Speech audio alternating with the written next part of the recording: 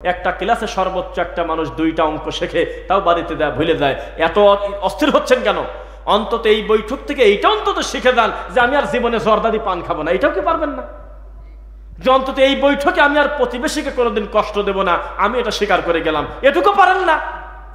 জীবনে কোনোদিন পুরুষ মানুষ আমি কোনোদিন টাকনো ঢেকে কাপড় পরবো না, এটা পারেন না? জীবনে কোনোদিন আমি বিয়ের সময় হোক আর অন্য সময় হোক 1 মিনিটের জন্য পুরুষ মানুষ আমি কোনোদিন স্বর্ণ গলায় দেব না, এটা পারেন না? আজ এই বৈঠকে আমি নিয়ত করে গেলাম ইনশাল্লাহ আমি সালাত কাদা করব না, এটাও কি অন্তত পারেন না তওবা করতে? এটাও কি শিখাই দিতে হবে আপনার? জালসা বক্তব্য মঞ্চে ওই যে আমাদের শেখ আব্দুর রাজ্জাক বিন ইউসুফ হাফিজাহুল্লাহ বলছিল যে উনি নাকি একটা ওয়াজে গেছে, ওয়াজ যখন 1 ঘন্টা পার হয়ে গেছে প্রায়, তখন এই মহিলা প্যান্ডেল থেকে নাকি মহিলারা বলতেছে এ খালি গল্পই করে, ওয়াজ শুরু করবি কোন সময়? মানুষ শিরক এবং বিদআতে পূর্ণ হয়ে আছে আমাদের এই দেশে। এই কথাগুলো যদি বলি হয়তো আপনি হাসির খোরাক পাবেন, কিন্তু বাস্তবতা পরিস্থিতি বড় জটিল। লোকটা কখন জানি মারা যায়, আল্লাহর ইচ্ছা, হায়াতের মালিক আল্লাহ। 70 বছরের মানুষ, তাকে আপনি ওয়াদা করে, তাকে আপনি নসিহত করে তার মুখ থেকে জর্দা সরাতে পারতেছেন না। 40 বছর কোরআন পড়ে একজন মুফতি, একজন শাইখুল হাদিস, এই লোকটাকে নসিহত করে আল্লাহর নবীর কথা দিয়ে এখনো পর্যন্ত তাবিজ লেখা বন্ধ করাতে পারতেছেন না। পরিস্থিতি কত জটিল। একজন ডাকাত ডাকাতি করে নেকি মনে করে না, যে টেঙ্গুরিয়া পাড়া কবরস্থানের পাশে অমকের বাড়িতে আমি ডাকাতি করছি, যেহেতু কেউ ঠিক পায় নাই তাহলে আমি নেকি পাইছি। অমককে আমি গালি দিয়েছি, যেহেতু আমার থেকে তার ক্ষমতা কম আমি নেকি পাইছি, এটা কেউ মনে করে? কিন্তু একটা বেদাতি বেদাতকে নেকি মনে করে, এত বিদাত করে, এত শিরক করে, তাও নিজে অনুতপ্ত হয় না, মনে করে আমি হলো সবার থেকে ভালো, নাউজুবিল্লাহ। কিন্তু কেউ যদি নবীর নামে মিথ্যা কথা বলে জালসার মঞ্চে, আল্লাহর ঘরের মেম্বারে, কোরআন হাদিসের বই খুলে যদি নবীর নামে একটা বানায় মিথ্যা কথা বলে, যা দ্বারা প্রমাণ করতে চেয়েছে আমার নবীর মর্যাদা কত বেশি, এইটুকুন কারণে বাড়াবাড়ি করার কারণে মাকাদাহু মিনান্নার, লোকটা দুনিয়াতে জীবিত আছে কথা ঠিক, তবে জাহান্নামে তার জন্য ঘর তৈরি হয়ে গেছে কথাও ঠিক। মাহফিলের পরিবেশ আগে নষ্ট করে দিতে হলে অতিথিরা কারা? রানিং বক্তব্য ঠেকায় দিয়ে হুজুর আমি চলে যাব, আমি একটু সালামটা দিয়ে দেই, 25 মিনিট ধরে গুনগান গাওয়ার পর বলতেছে আমি আমার সংক্ষিপ্ত বক্তব্য এখানে শেষ করলাম। এম নির্লজ্জ লোক আমরা দেখছি কিনা? মানুষ একটা বক্তার বক্তব্য আধা ঘন্টা দেরি হলে খুশি হয় যে আরো একটু শুনি, কিন্তু একটা অতিথি যদি বলে এ রাস্তা আমি করছি, আবার যদি একটু সুযোগ দেন আমি ওটাও করে দেব, এ কেউ শুনতে চায় না। এই মিথ্যা গল্প আর এই সমস্ত গল্প যারা বলে অতিথিরা, মানুষ বিরক্ত হয়ে যায়। এমনও প্রোগ্রামে দেখছি শ্রোতা উঠে চলে যাচ্ছে, নির্লজ্জ বক্তব্য দিয়েই যাচ্ছে। এই টাঙ্গাইল টেঙ্গুরিয়া পাড়া এবং আশেপাশে সখীপুর সহ বেশ কয়েকটি জায়গায় মানুষের একটি কমন একটা নেচার আছে, যেটা আমাদের খুব ভালো লাগে আলহামদুলিল্লাহ। সেটা হলো প্রেসিডেন্ট অথবা সভাপতির সম্মানিত চেয়ারটা একজন যোগ্য আলেমের হাতে দেন আলহামদুলিল্লাহ। অধিকাংশ মাহফিলে আমরা চলে যাই উত্তরবঙ্গের শেষের দিকে, যেখানে আমরা মাহফিল শেষ করে শুনি যে এই কমিটির যে সভাপতি সে হলো গাঁজা খায়। এই মাহফিল কমিটির সভাপতিকে তাকে খুঁজে পাওয়া যায় না। মাঝে মধ্যে মোবাইলে কল দিয়ে বলে লাউড দিয়ে দেন, তখন লাউড দেয় আর ওই বক্তা মোবাইলটা ধরে স্পিকারের কাছে বলে যে 1 লাখ টাকা, তখন একটু নারায় তাকবীর হয় আর ও হাওয়া হয়ে গেছে, আর খোঁজ নেই। তা আমরা ব্যতিক্রম একটি প্রোগ্রামে বসেছি যে আজকের মাহফিলের সভাপতি তিনি নিজেই একজন আলেমদের আলেম উস্তাজ আলহামদুলিল্লাহ। তো অন্তত এই বুঝটা তো আল্লাহ আপনাদেরকে দিয়েছে যে এই সমস্ত চেয়ারে একজন আল্লাহ ভীরু মানুষকেই বসাতে হয়। আল্লাহ আপনাদেরকেও বড় করুন, আল্লাহুম্মা আমিন। অধ্যাপক মোহাম্মদ লোকমান হোসাইন হাফিজাহুল্লাহকে তুমি তোমার দিনের জন্য আরো বেশি কবুল করো আল্লাহ, আল্লাহুম্মা আমিন। আজকে আমরা আলোচনা করব যে বিষয়ে, সেটা আমরা আপনাদেরকে শুরুতে বলে রাখি। প্রচলিত তাবলিগ বনাম রাসূল সাল্লাল্লাহু আলাইহি ওয়াসাল্লামের তাবলিগ, আল্লাহর ওহী বনাম শয়তানের ওহী, এবং সামাজিক জাহিলিয়াত সম্পর্কে শেষের দিকে আলোচনা করব ইনশাআল্লাহ। আউযু বিল্লাহি মিনাশ শাইতানির রাজীম। বিসমিল্লাহির রহমানির রহিম। আলিফ লাম রা কিতাবুন আনজালনাহু ইলাইকা লিতুখরিজান নাসা মিনাজ যুলুমাতি ইলান নূর। সূরা ইব্রাহিম। আল্লাহ বলতেছেন এই কিতাবটা দেওয়ার উদ্দেশ্য আমার একটা আছে, এই কারণে আমি আপনার উপরে কিতাব দিলাম যে মানুষকে আপনি অন্ধকার থেকে ধরে নিয়ে আলোর দিকে আপনি ঠেলে দিবেন। অন্ধকার হলে আমরা এখন বসে আছি অন্ধকার, নাকি বলেন? আগামীকালকে সূর্য ওঠার পর থেকে সূর্য ডুবে যাওয়ার আগ পর্যন্ত যেটা থাকবে এই সময়টা হলো দিন, নাকি বলেন? এটা বোঝানো হয়নি। জুলুমাত মানে শিরক, বিদআত, কুফর, সমস্ত পাপের সমষ্টিকে আরবিতে বহু বচনে বলা হচ্ছে জুলুমাত। আর নূর শব্দের অর্থ এখানে বোঝাচ্ছে নূর মানে হেদায়াত, নূর মানে ইসলাম, নূর মানে আল্লাহর ওহী। এই কারণেই আমি কিতাব দিলাম যাতে অন্ধকারাচ্ছন্ন মানুষদেরকে আপনি হেদায়েতের পথে ডাকতে পারেন। কথা বোঝা যাচ্ছে কি? এবার আপনাকে বলি সূরা মায়েদার ৬৭ নম্বর আয়াত, আউযু বিল্লাহি মিনাশ শাইতানির রাজীম, ইয়া আইয়ুহার রাসূল বাল্লিগ মা উনজিলা ইলাইকা মির রাব্বিক। হে রাসূল, আল্লাহ তার রাসূলকে ডাকতেছেন, বাল্লিগ আপনি প্রচার করে দেন, তাবলীগ করেন। যারা আমাদেরকে ঢালাওভাবে মিথ্যা অভিযোগ দেয় যে আহলে হাদিসরা তাবলীগ পছন্দ করে না, তারা মিথ্যুক। আহলে হাদিসরা তাবলীগকে অপছন্দ করবে মানে? তাবলীগ করা তো ফরজ, যেটা আল্লাহ বলে দিচ্ছেন পবিত্র কোরআন মাজিদে সূরা মায়েদার ৬৭ নম্বর আয়াত। কিন্তু আমাদের আর আপনাদের ভিতরে তফাৎ হলো, আপনারা যেটা দিয়ে তাবলীগ করেন এই প্রচলিত চিন্তাধারাকে আমরা বলি যে এর গোমরাহিতা রয়েছে। আমরা বলি তাবলীগ হবে ওইভাবে যেভাবে আল্লাহ তার রাসূলকে করতে বলেছেন। আল্লাহ কি বলেছেন? মা উনজিলা ইলাইকা মির রাব্বিক। তাবলীগ করেন আপনার মন মতো না, ওইটা দিয়ে তাবলীগ করেন যেটার তাবলীগ করার জন্য আমি আপনার উপরে ওহী নাজিল করছি, কিতাবের কথা বলছি।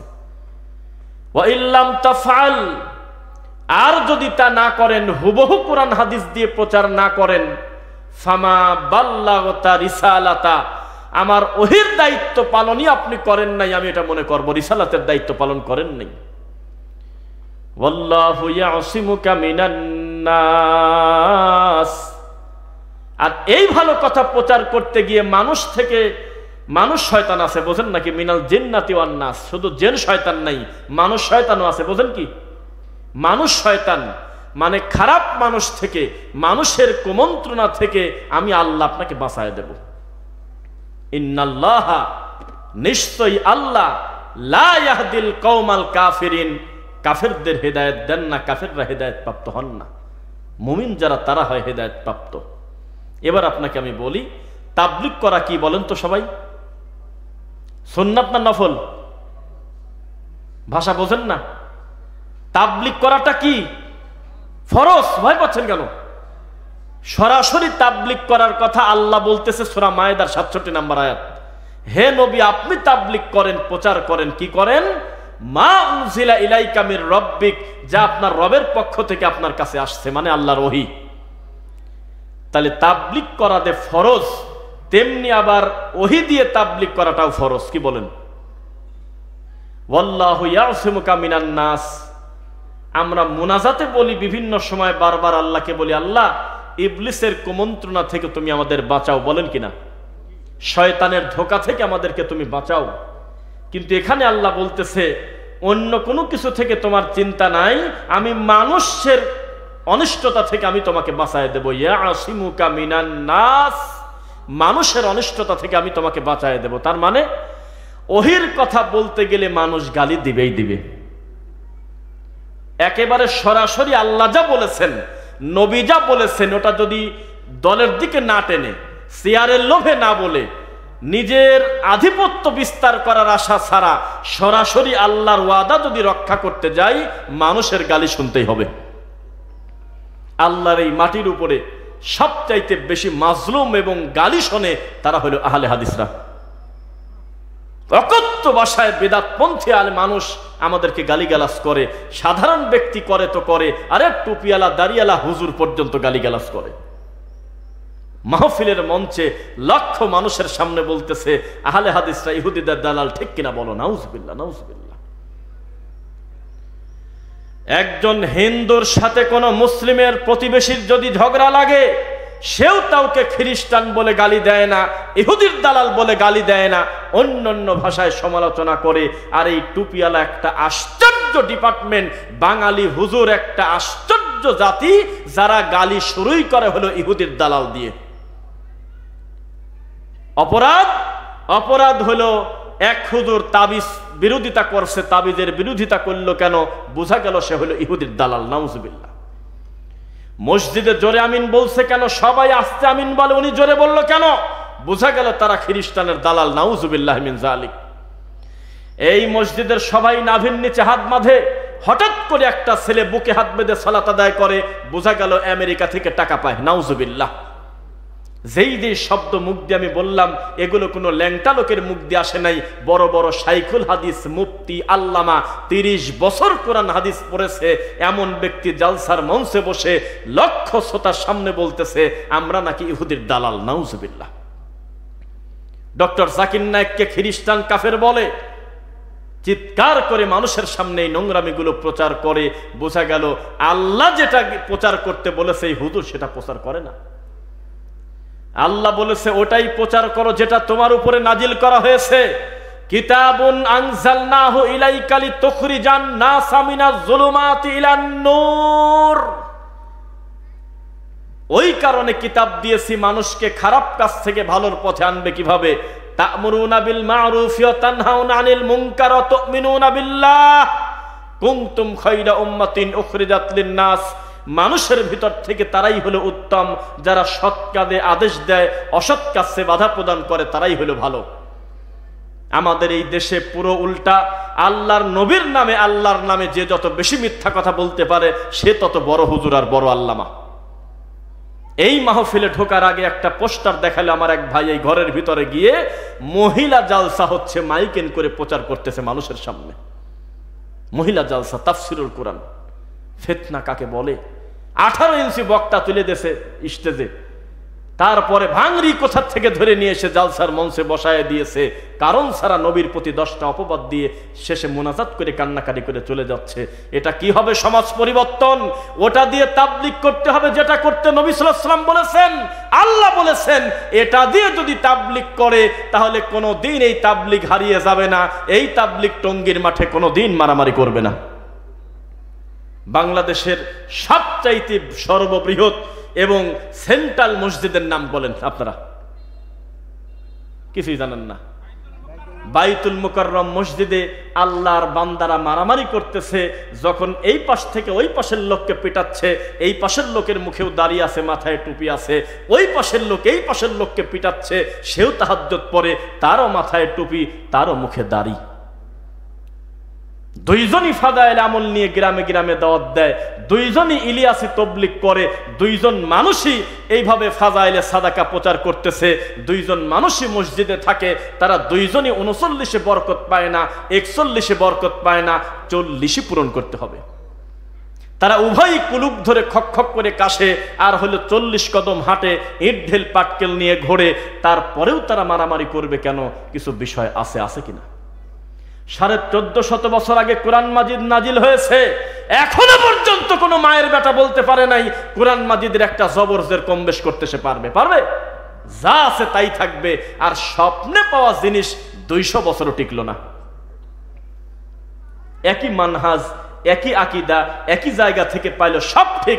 এখন দুইটা গ্রুপ, এক সাদ, লক্ষ জনতা ঢাকাতে জড়ো হয়ে বলতেছে সাদ সাহেব যদি বাংলাদেশে ঢোকে আমরা এয়ারপোর্ট ঘেরাও করব আর সরকারকে পতন করে দেব। কন্ত চালা বুঝা কি যাচ্ছে? মুহাম্মদ সাল্লাল্লাহু আলাইহি ওয়াসাল্লামের তাবলীগ কাকে বলে? ও পৃথিবীর মানুষ শোনো, লা তুশরিক বিল্লাহ, খবরদার আল্লাহর সাথে শিরিক করা চলবে না। শিরিক কি? তাবিজ কবজ গলায় নিয়ে ঘোরা শিরিক। আল্লাহ ব্যতীত অন্য কোনো কিছু ক্ষমতা রাখে, রিজিকের ক্ষমতা রাখে, সন্তান দেওয়ার, এটা চিন্তা করা শিরিক। উঁচু কবর করে রাখা শিরক। এরপরে মানুষের কাছে মানুষ মাথা নত করে সেজদা দেওয়া শিরিক। কবরের কাছে কোনো কিছু চাওয়া শিরিক। বরকতের আশায় মরা পীরের কবরের পাশে পুকুরের পানি খাচ্ছে, দেখছেন কেউ? মরা পীরের কবরের পাশের পচা পানি, পুকুরের এই টয়লেটের পানি খাচ্ছে বক্তা, রাত তখন বাদে 1:30। হাজার হাজার লোক বলতেছে পানি কেন খান? বলে এই পানি খাওয়ার কারণে আমি জালসা করতে গেলে আমার গলা ভাঙে না কোনোদিন, গলাটা টন টন করে। হাজার হাজার মানুষ তার সামনে বসে আছে, তিনি হলো বক্তা, আর যারা শোনে তারা হলো শ্রোতা। এটাও তো একটা তাবলীগ। কেউ বলছে শোনো, ওই নবীর প্রতি দরুদ যেই নবীর নামটা লেখা আছে আল্লাহর আরশে, আদম নবী কান্নাকাটি করে ক্ষমা নিতে না পেরে শেষ পর্যন্ত নবীর দোহাই দিয়ে কান্না করছে, ময়ূরীর বেশে নবী ছিল, এটাও তো একটা তাবলীগ। কেউ বলছে যে নামাজের পরে সবাই বসবেন, মিলাদ আছে, এটাও তো একটা তাবলীগ। কেউ বলতেছে তোমার বাচ্চা তো চিৎকার করবেই, চিৎকার করবে না মানে তোমার বাচ্চার গলা খালি, হাত খালি, পেট খালি, তোমার বাচ্চাকে আমি 2টা তাবিজ দিয়ে দেই, এটাও তো একটা তাবলীগ। কেউ বলছে এই ছেলে তুমি নামাজের নিয়ত করলে কেন?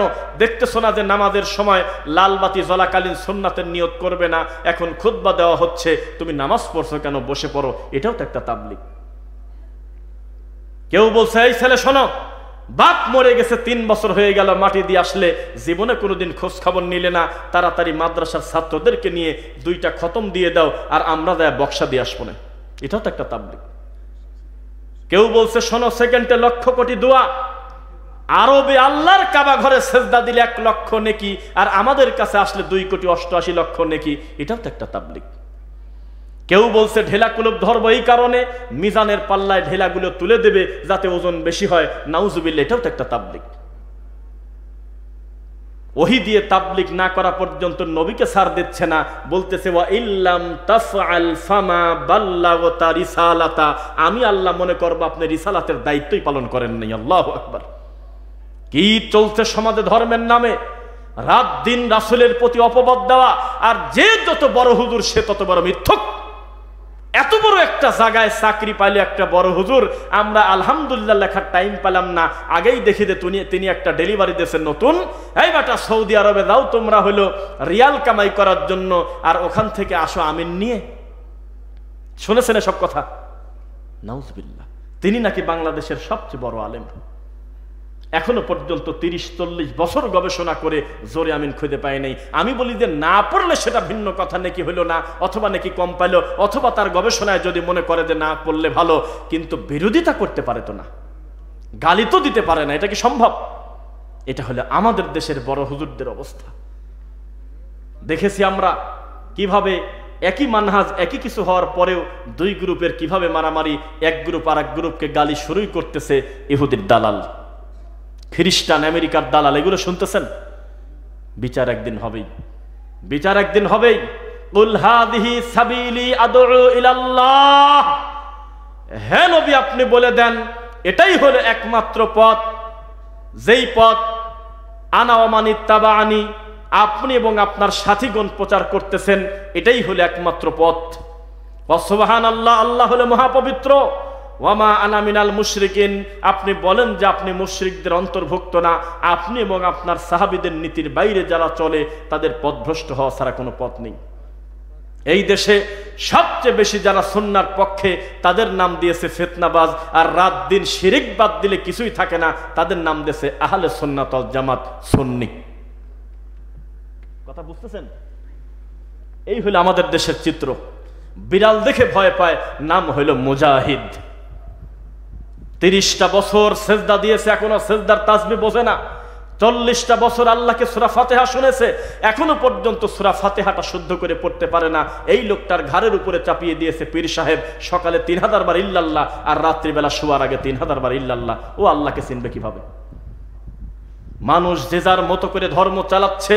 এই মাহফিলের সৃজনে, এই মাহফিলের সময় যত বেশি নবীর নামে মিথ্যা কথা, আল্লাহর উপরে মিথ্যারোপ করা হয়, অন্য সময় এত করা হয় না।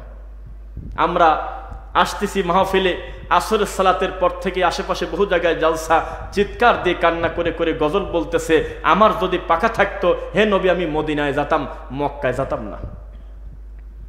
আমাদের এই বাঙালির কাছে আবেগ বাদ দিলে কিছুই থাকে না। আমি মাঝে মধ্যে বলি মক্কার কোনো দামই নাই, মদিনার খুব দাম। হাদি সাহেব কয় তারিখে ফ্লাইট, অথবা হাদি সাহেব মানুষকে খাওয়ায় আর বাড়িতে বাড়িতে গিয়ে বলে দোয়া করবেন, আমি পশ্চিমে যাচ্ছি, আমি সোনার নবীর রওজা মুবারকে যাচ্ছি, আমি বক্তব্য দেব, আর আমার ডান পাশে আমাদের সম্মানিত ওস্তাদ অধ্যাপক লোকমান সাহেবের মুখের দিকে তাকাবেন, আপনি হারে হারে বুঝবেন আমার কথাগুলো সত্য না মিথ্যা। কেউ যদি নিয়ত করে আমি নবীর রওজা মুবারক জিয়ারত করতে যাব, এটা তার হজের উদ্দেশ্য হইল না। হজ একটা ব্যতিক্রম ইবাদত।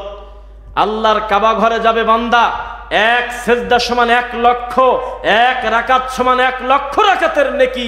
এই কথা মুখ দিয়ে বলে না, বলে আমি সোনার নবীর রওজা মুবারকের দিকে যাচ্ছি, কদম মুবারকে যাব। এটা কোন ভাষা? এ জাতির কাছে কোরআন হয়ে গেছে কোরআন শরীফ, মরা মানুষের দাফন করার পর এই কবর হয়ে গেছে মাজার শরীফ। মানুষ কিভাবে বুঝবে সত্য দিন কোনটা আর মিথ্যা দিন কোনটা? এই জাতি গজার মাসের পচা পানি খায়, 3 নিঃশ্বাসে পানি খাচ্ছে মহিলা, আর শাহজালালের মাজারে এই প্রতিবন্ধী বাচ্চাকে গড়ায় দিচ্ছে, আর মাজারের খাদেমের কাছে দিচ্ছে 3 নাম 5 নাম 7 নাম। এর পেটের ব্যথা, ওর মাজার ব্যথা, ওর ছেলে হয় না, ওর মেয়ে হয় না, ওর চাকরি হয় না, এগুলো খাদেম পড়ে পড়ে মরা শাহজালালের কাছে পড়তেছে। এটাও তো একটা তাবলিগ। এভাবে তাবলিগ চললে আল্লাহর গজব আসবে না তো কি করবে? রাসূল সাল্লাল্লাহু আলাইহি ওয়াসাল্লাম বলেছেন, বাল্লিগু আন্নী ওয়ালাউ আয়া, প্রচার করো আমার পক্ষ থেকে একটা আয়াত যদি হয়। তবে মনে রাখো তুমি, হাদ্দাসানা আম বানি ইসরাঈল ওয়ালা হারাজ, বানি ইসরাঈলের কাহিনী মানুষকে যদি বলো তাহলে তোমাদের অপরাধ হবে না, কোরআন হাদিসের অনুকূলে, তবে বাইরে হবে না। যদি তোমরা এর বাইরে বলো, মান কাযাবা আলাইয়া মুতাআম্মিদান ফালিয়াতাবাওয়া মাকাদাহু মিনান নার, কেউ যদি নবীর নামে মিথ্যা কথা বলে চালিয়ে দেয়, মিথ্যারোপ করে, তার থাকার জায়গা জাহান্নাম।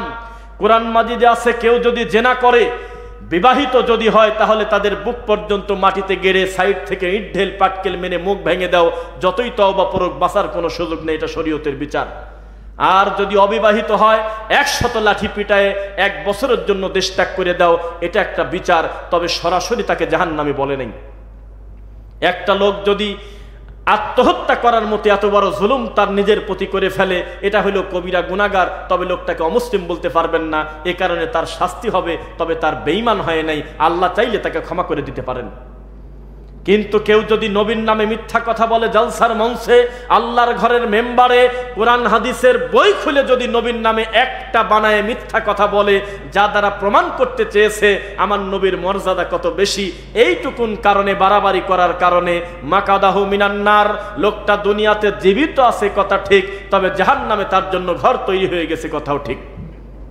বোধ করতে হবে কিভাবে? দেখেন, হুযায়ফা রাদিয়াল্লাহু আনহু তিনি বললেন, আমার চোখের সামনে একজন বলতেছে, আল্লাহর নবী, আমার ঘোড়া হারিয়ে গিয়েছে, আমার কোনো সওয়ারি নাই, আমার একটা সওয়ারির ব্যবস্থা করে দেন। হঠাৎ করে একজন সাহাবী বললেন, ওয়াল্লাহি আল্লাহর কসম, ওয়াল্লাহি আল্লাহর কসম, ওয়াল্লাহি আল্লাহর কসম, ওয়াল্লাযী নাফসি বিয়াদি, যার হাতে আমার প্রাণ, ওই আল্লাহর শপথ করে বলি, আমি একটা লোকের সন্ধান জানি, যার কাছে গেলে ওকে একটা সওয়ারি দিয়ে দেবে। এইটুক কথা বলার কারণে আমার নবী তার মুখের দিকে তাকায় বললেন, এই যে তুমি সন্ধান মাত্র দিলে, তুমি কিন্তু এখনো পর্যন্ত তার কাছে নিয়ে যাও নাই। এই সন্ধান দেওয়ার সাথে সাথে ও উট দিয়ে যত নেকি পাবে, তুমি সন্ধান দিয়ে তত নেকি। বোঝা যাচ্ছে? আপনি মানুষের কাছে সত্য বলে দেন, হোক না সমাজের বিরোধী, হোক না সভাপতির বিরোধী, বক্তার বিরোধী, হক কথা মানুষকে বলে দেন। এই পৌঁছানোর কারণে আল্লাহ আপনার মর্যাদা বাড়াবে। উনি মানলো কি না মানলো সেটা কোনো ম্যাটার নয়। আল্লাহ আমাদেরকে দারোগা করেন নাই, আমাদেরকে করেছেন মুবাল্লিগ, একে অন্যের কাছে সত্য পৌঁছায় দেব। আমরা প্রত্যেকেই একজন দায়ী, দাওয়াতি কাজ করতে হবে যার যার বিদ্যা অনুযায়ী, কোরআন সুন্নাহ মোতাবেক। এখন আমার দাওয়াতে যদি কেউ গ্রহণ করে আলহামদুলিল্লাহ, না করলেও আমি বলবো, আল্লাহ অন্তত আমাকে দিয়ে দাওয়াতের কাজটা তুমি করায় নিয়েছো, এটাই তোমার শুকরিয়া। এদেশের মানুষ জেনে গিয়েছে কোরআন মাজিদে আছে 88 জায়গা সলাতের কথা। কত জায়গা? কিন্তু এর থেকে আরো 2 জায়গায় বেশি আছে আরেকটা ইবাদত আছে, সেই ইবাদতের নাম হলো সবর। এই কথাটা কোরআনে আছে 90 বার। এখনো পর্যন্ত এর উপরে স্বতন্ত্র কোনো বক্তব্য নেই। আল্লাহর রাসূল সাল্লাল্লাহু আলাইহি ওয়াসাল্লাম বলেছেন, শোনো, কোন পুরুষ যদি টাকনো ঢেকে কাপড় পরে, তাহলে এই কারণে তাকে জাহান্নামে যেতে হবে। আল্লাহ তাকে বিচারের মাঠে তার দিকে তাকাবেন না, তাকে পবিত্র করবেন না। এটা কি ছোটখাটো পাপ না বড় পাপ? আজকেও আপনি দেখবেন আপনার মসজিদে সালাত আদায় যখন করতে যাচ্ছে, তখন ওই সিঁড়ি থেকেই উনি টাকনুর উপরে কাপড়টা তোলে, আবার সালাত শেষ করে আবার নামায় দিয়ে চলে যাচ্ছে। তাহলে এই যে 2 ঘন্টা আল্লাহকে সেজদা দেওয়ার জন্য উনি হাঁটুর উপরে কাপড় তুললো না, টাকনুর উপরে কাপড় তুললো আল্লাহর ভয়ে, নামিয়ে দিল কার ভয়তে এবার বলেন? দাওয়াত তাবলীগ কাকে বলে? আমি কেন আপনার ছেলেকে শেখাতে যাবো বাড়িতে বাড়িতে গিয়ে বক্তা হয়ে, এই শোনো অমুকের ছেলে ডান হাত দিয়ে পানি খাও, আমি বলতে যাবো কেন? এটা তো কমন ব্যাপার, এটা আপনিই তো প্রচার করবেন। আপনার স্ত্রী বেপর্দায় থাকবে, আমি কেন বাড়িতে বাড়িতে গিয়ে পাবনা থেকে এসে বলবো, ও নাটিয়াপাড়া গ্রামবাসী, আটেঙ্গুরিয়া গ্রামবাসী, আপনি আপনার স্ত্রীকে পর্দা করেন, এটা আমি কেন বলতে যাব? এটা তো আপনার ইমানের দাবি রাখে যে আপনি আপনার স্ত্রীকে পর্দা করবেন, আপনার সন্তানকে সুসন্তান করে গড়ে তোলার চেষ্টা করবেন ইনশাআল্লাহ। কে কার কথা শুনবে সমাজটা? আরে কি যে কথা! আল্লাহর ঘরের সভাপতি যদি গাঁজা খায়, আর যদি সিগারেট বিড়ি খায়, আর যদি জর্দা দিয়ে পান খায়, এ জাতির উপকার কবে আসবে? বোঝা কি যাচ্ছে? সেদিন থেকে মদকে একেবারে নরম হয়ে গেছে, মদকে আর শক্ত করে কিছু বলা যাচ্ছে না। যেদিন থেকে হাকিমপুর জর্দা হুজুর মানুষ হালাল করে এনেছে, সেদিন থেকে কবর পূজার বিরুদ্ধে কিছু বলা যাচ্ছে না, মাজারে সেজদা দেওয়াকে কিছু বলা যাচ্ছে না। যেদিন থেকে একদল নামধারী হুজুর 2020 টাকা 1005 টাকার বিনিময়ে আল্লাহর পবিত্র কোরআন মাজিদের আয়াত কেটে কেটে নিরীহ বাচ্চার গলায় তাবিজ ঝুলায় দেয়, ওদিন থেকে শিরকের কথা বলে আর কুল পাওয়া যাচ্ছে না। এত কষ্ট করে জুমার খুতবায় আমরা একটা বেদাতি সমাজে গিয়ে মাহফিল করে কত সুন্দর করে বোঝালাম যে সুন্নাহ আর বেদাতের পার্থক্য কি। যেই আমরা চলে গেছি, এক জুমার নামাজে বেদাতি হুজুর সব উল্টে দিছে। বোঝা যাচ্ছে কথা? এই হলো আমাদের সমাজের চিত্র, একেবারে উল্টা হয়ে গেছে। ঘোড়ার পিঠের উপরে মানুষ যাওয়ার কথা, মানুষ উঠেছে ঘোড়ার পিঠে, মানুষ ওঠে নাই ঘোড়ার পিঠে, ঘোড়া উঠেছে মানুষের পিঠে। পরিস্থিতি উল্টে গেছে। রাসূল সাল্লাল্লাহু আলাইহি ওয়াসাল্লাম তাবলীগ করতে বলেছেন, একটা কথা হলেও প্রচার করে দাও। আল্লাহর নবী, মনে তাকান আমার দিকে, ইবনে মাসউদ রাদিয়াল্লাহু আনহু বলতেছে, হঠাৎ করে আল্লাহর নবী আমাদেরকে, আমরা আহলে সুফফার কাছাকাছি আছি, হঠাৎ করে নবী বললেন, তোমরা কি সুন্দর একটা উটনি এনে দিতে পারবে? উটনি, উটনি বোঝেন? খুব ভালো মানের উটনি এনে দিতে পারবে নাকি? লাল এবং দেখতে খুব মোটা তাজা গঠন। তো একজন বলল, ও জায়গার নামও বলে দিচ্ছে, জায়গার নাম হলো আপনার আকিক, আকিক নামক জায়গায় গিয়ে কি আনতে পারবে? তখন একজন সাহাবী বললেন, আল্লাহর নবী, একা একা যাবো কেন, আমরা আরো সবাই মিলে যাবো, যা নিয়ে আসবো, এটা তো খুশির ব্যাপার, আপনি যদি আমাদের সুযোগ করে দেন আমরা যাব। আল্লাহর নবী বললেন যে বসো, ওটা কিনে আনার দরকার নাই, এখানে বসেই সেটা পারবে। সুবহানাল্লাহ। কিভাবে? তুমি যদি তোমার ভাইকে আমার পক্ষ থেকে একটা কথা শিখিয়ে দাও, মনে করবে একটা জ্বলন্ত উট তুমি তাকে দিয়ে দিয়েছো। সুবহানাল্লাহ। আল্লাহর নবী যদি 2টা দেয় তাহলে 2টা তুমি পেয়ে গেছো, যদি 3টা কথা শেখাই তুমি 3টা উট দিলে, যদি 4টা দেয় 4টা পেয়ে গেলে। আর বলেন নেই আবুজারের নাম শুনেছেন? আবুজার গিফারি। আমি এক ব্রাহ্মণবাড়িয়াতে এক ওয়াদে সেদিন যা বলতেছি, আবুজার গিফারির নাম শুনেছেন? একজন বলতেছে চিনি, ফাতেমার কবর কাটছিল। মানে এই ঘটনাটা এত বেশি প্রসিদ্ধ আমাদের দেশে হয়েছিল যে এই নামের উপরে আমরা চিনি, ফাতেমা রাদিয়াল্লাহু আনহার কবর কেটেছিলেন হলো আবুজার গিফারি। শুনছেন নাকি? তখন তিনি কবরের সাথে কথাবার্তা বলতেছিলেন যে, হে কবর, তোর ভিতরে কাকে রাখবো তুই কি জানিস? তিনি হলো হাসান হুসাইনের মা, তিনি হলো মুহাম্মদ সাল্লাল্লাহু আলাইহি ওয়াসাল্লামের কলিজার টুকরা আলী রাদিয়াল্লাহু আনহুর স্ত্রী। শুনছেন নাকি? অথচ হাদিসটা কিন্তু জাল, এটা কিন্তু মুহাম্মদ সাল্লাল্লাহু আলাইহি ওয়াসাল্লামের হাদিস না। কিন্তু এই ঘটনা এত বেশি প্রসিদ্ধি লাভ করছে, আবুজার গিফারিকে ওই দিন থেকে আমরা চিনি, ছোটবেলায় হাফিজি আমার যা তখন পড়ি। হে আবুজার, তরকারি যখন রান্না করবে তরকারির ভিতরে একটু অতিরিক্ত পানি ঢেলে দাও, ঝোলের পরিমাণটা বাইরে যাক, আর এই ঝোল দিয়ে তুমি তোমার প্রতিবেশীকে উপকার করতে পারবে। সুবহানাল্লাহ পড়বেন না? নাকি ঘুমা শিখেছেন? লিল্লাহি তাকবীর। না, একবার ঝুমা হইল। আমরা তো ওই কানে হাত দিয়ে হুহু করে কান্না করা হুজুর না, মিথ্যা কথা এর সাথে ওর জোড়ায় দিয়ে আপনাকে মজা দিতে পারবো না, তবে রাসূলের কয়টা হাদিস শোনাতে পারবো মাতৃভাষায় হলেও ইনশাআল্লাহ। আয়েশা রাদিয়াল্লাহু আনহা বললেন, আল্লাহর নবী, আপনি যে ঝোল বেশি করে দিতে বললেন, আমি শুরু করব কাকে দিয়ে? আমার প্রতিবেশী যদি 2 জন থাকে। নবী বললেন, তুমি দেখো, মনে করেন ফিতা দিয়ে মেপে দেখো, অথবা তুমি হিসাব করে দেখো তোমার বাড়ি থেকে সবচেয়ে কাছে হয় কে, তার থেকে তুমি শুরু করো। কোনদিন আমলটা করে দেখেছেন? এই তাবলীগ করে দেখেছেন কখনো? আল্লাহর নবী বলেছেন, তোমাকে যদি তোমার প্রতিবেশী গালিও দেয়, তোমাকে নিয়ে যদি ঠাট্টাও করে, ফাসাল্লিম আলাইক, অন্তত সালাম দিয়ে হলেও তুমি সম্পর্ক ঠিক রাখো। আল্লাহ নবী সাল্লাল্লাহু আলাইহি ওয়াসাল্লাম বললেন, শোনো, তোমার প্রতিবেশীর সঙ্গে তুমি সদাচরণ করো, তার প্রতি তুমি কৃতজ্ঞ হও। সে যদি ছাগলের খুরের একটা ছোট খুরের পায়ের অংশ যদি দেয়, তবু এই উপঢৌকন নিয়ে তুমি বলো আলহামদুলিল্লাহ। গত কুরবানির ঈদে মাংস পাঠিয়েছিলেন আপনার প্রতিবেশীতে অথবা আপনার চাচাতো ভাইকে, এখনো পর্যন্ত লোকজনের কাছে খোটা দেয়। ছোট লোক 10 পিসও দেয় নাই, 5 পিস দিছে, বলে না, খোটা দিচ্ছে।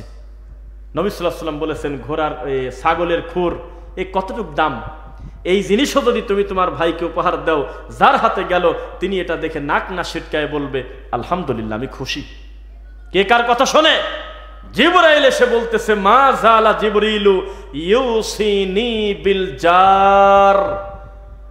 নবী সাল্লাল্লাহু আলাইহি ওয়াসাল্লাম বলছেন, আমার কাছে একবার জিবরাইল এসে অনবরত খালি প্রতিবেশী প্রতিবেশী করে, খালি প্রতিবেশীর ওয়াজ করে। হাত্তা জানান্তু আন্নাহু সাইওয়ারিসু, আমি নবী মনে করছিলাম আজকে আমার ওয়ারিস বানা দিয়ে দেয় নাকি। ভাষা কি বুঝতেছেন? প্রতিবেশীর ব্যাপারে এত বেশি তাবলীগ করতেছেন, আমার কাছে জিবরাইল এসে আমি আশঙ্কা করতেছিলাম না জানি আমার সম্পদের ওয়ারিস বানা দিয়ে দেয়। এই প্রতিবেশীর ব্যাপারে আমাদের দায়িত্ব অবহেলা নাকি সঠিক দায়িত্ব আছে বলেন? অবহেলা না সঠিক বলেন? অবহেলা। আজকে গোটা সমাজটা এই চিত্র হয়ে আছে, তাবলীগ করার কোনো সময় নেই। ওর ছেলে ফেল করলে খুশি লাগে, ওর ছেলে বেনামাজি হলে খুশি লাগে, ওর ছেলে গাঁজা খেলে খুশি লাগে, নিজের ছেলে শুধু সালাত আদায় করুক। আজকে দেখলাম আপনার আবু মুসা আশআরী রাদিয়াল্লাহু আনহু থেকে বর্ণিত, ইবনে মাসউদ থেকে আবার অফি রাওয়ায়াতিন সহিহ মুসলিমের বর্ণনা, নবী সাল্লাল্লাহু আলাইহি ওয়াসাল্লাম বলেছেন, ওই সম্প্রদায় ধ্বংসপ্রাপ্ত হবেই যারা নিজের মতো নিজে পুঁজি করে নিয়েছে, অথচ মানুষের কাছে হক কথা প্রচার করে না, মানুষের মন্দ কাজে নিষেধ করে না। আর মন্দ কাজে নিষেধ করতে গেলে কি হয় একটু দেখাই। অনেক বাড়িতে বিয়েতে গান বাজে না? তাবলীগ কাকে বলে আজকে হারে হারে বুঝাই, গান বাজে কিনা? তখন আপনাকে বললাম যে আপনার বাড়িতে মেহমান আমি, ওই বাড়িতে বিকট গান বাজে, কিছু নিষেধ করতে পারেন না, তখন আপনি আমাকে বুঝ দিচ্ছেন নিষেধ করতে গেলে ঝামেলা আছে। একদিন গিয়েছিলাম যে তুমি গান বাজাবে না, বলছে আমার বাপের টাকা দিয়ে আমি গান বাজাবো, তো তোমার কি? অথচ শরীয়তের বিচার হলো প্রয়োজনে, দেশীয় বিচারটাকে বলি, কাঁচা কঞ্চি হাতে করে নিয়ে একেবারে পিঠের উপরে মন মতো পিটাবেন আর বলবেন আমার নিজের গাছের বাঁশের ঝাড় দিয়ে আমি আমার হাত দিয়ে পিটাচ্ছি, তো তোমার অসুবিধা কি? জি না, এই কথা শরীয়ত আপনাকে অনুমতি দেয় নাই। আপনি কানের ভিতরে হেডফোন নিয়ে যখন গান শুনবেন, এটা হলো ব্যক্তির পার্সোনাল পাপ। আর যখন এটাকে উন্মুক্ত করে দিয়ে হাজারো মানুষকে গান শোনাবেন, আল্লাহর কসম এটাকে বলা হয় গুনাহে জারিয়া, চলমান গুনাহের তিনি অবস্থা পাবে যত মানুষ তিনি গান শোনাবে। কত ছেলে ফেলে লেখাপড়া করে, কত নিরীহ বাচ্চা ঘুমাচ্ছে, কত মানুষের কষ্ট হচ্ছে, কত মানুষ সালাত আদায় করে, নির্লজ্জ বেহায়া পর্যন্ত এত রাতে এখনো পর্যন্ত গ্রামে গ্রামে গান বাজায় কিনা বলেন? নিষেধ করার কোনো উপায় নেই, নিষেধ করা যায় না। ছেলের বিয়ে রয়েছে আগামী শুক্রবারে, 7 দিন পর্যন্ত বক্স বাজাচ্ছে, ওটা মানুষই না। পোড়া বাড়ি মাস্টার বাড়ি একটা বিয়েতে যায়, দেখি যে গেটের ভিতরে দেখি কাণ্ড শুরু হয়েছে, আর ভিতরে বিকট গানের আওয়াজ, বিকট শব্দ। তখন সবাই বলতেছে যে এখান থেকে তো দূরত্ব সরে যেতে হবে। আমি বললাম যে আমি যদি সরে যাই, এ দেশে ওই খয়রাতি হুজুরের অভাব নাই, 200 টাকা দিলি পরে এখানে 10 জন হুজুর আসি মোনাজাতে কাঁদবেনি। যেহেতু আমি আসছি এখানে, আমি একটু বোঝা দিয়ে দেবো যে কেউ একজন আসছিল। তখন আমি ভিতরে ঢুকে বলছিলাম, সবাই লজ্জা পেয়ে বলছে গান বন্ধ করো রে। আমি বললাম যে গান বন্ধ করবেন কেন? ভুলটা আমার, আমি মনে করছি যে এটা মুসলমানের বিয়ে, এটা হিন্দুর বিয়ে, আমি কি তা জানি নাকি? দোষটা আমার। আমি এটা হিন্দুর বিয়ে জানার পরেও আমি ঢুকলাম কি কারণে? কাজে না না আমরা মুসলিম তো। নাউজুবিল্লাহি মিন যালিক। বিকট গান বাজাচ্ছে, বিকট তীব্র আওয়াজ।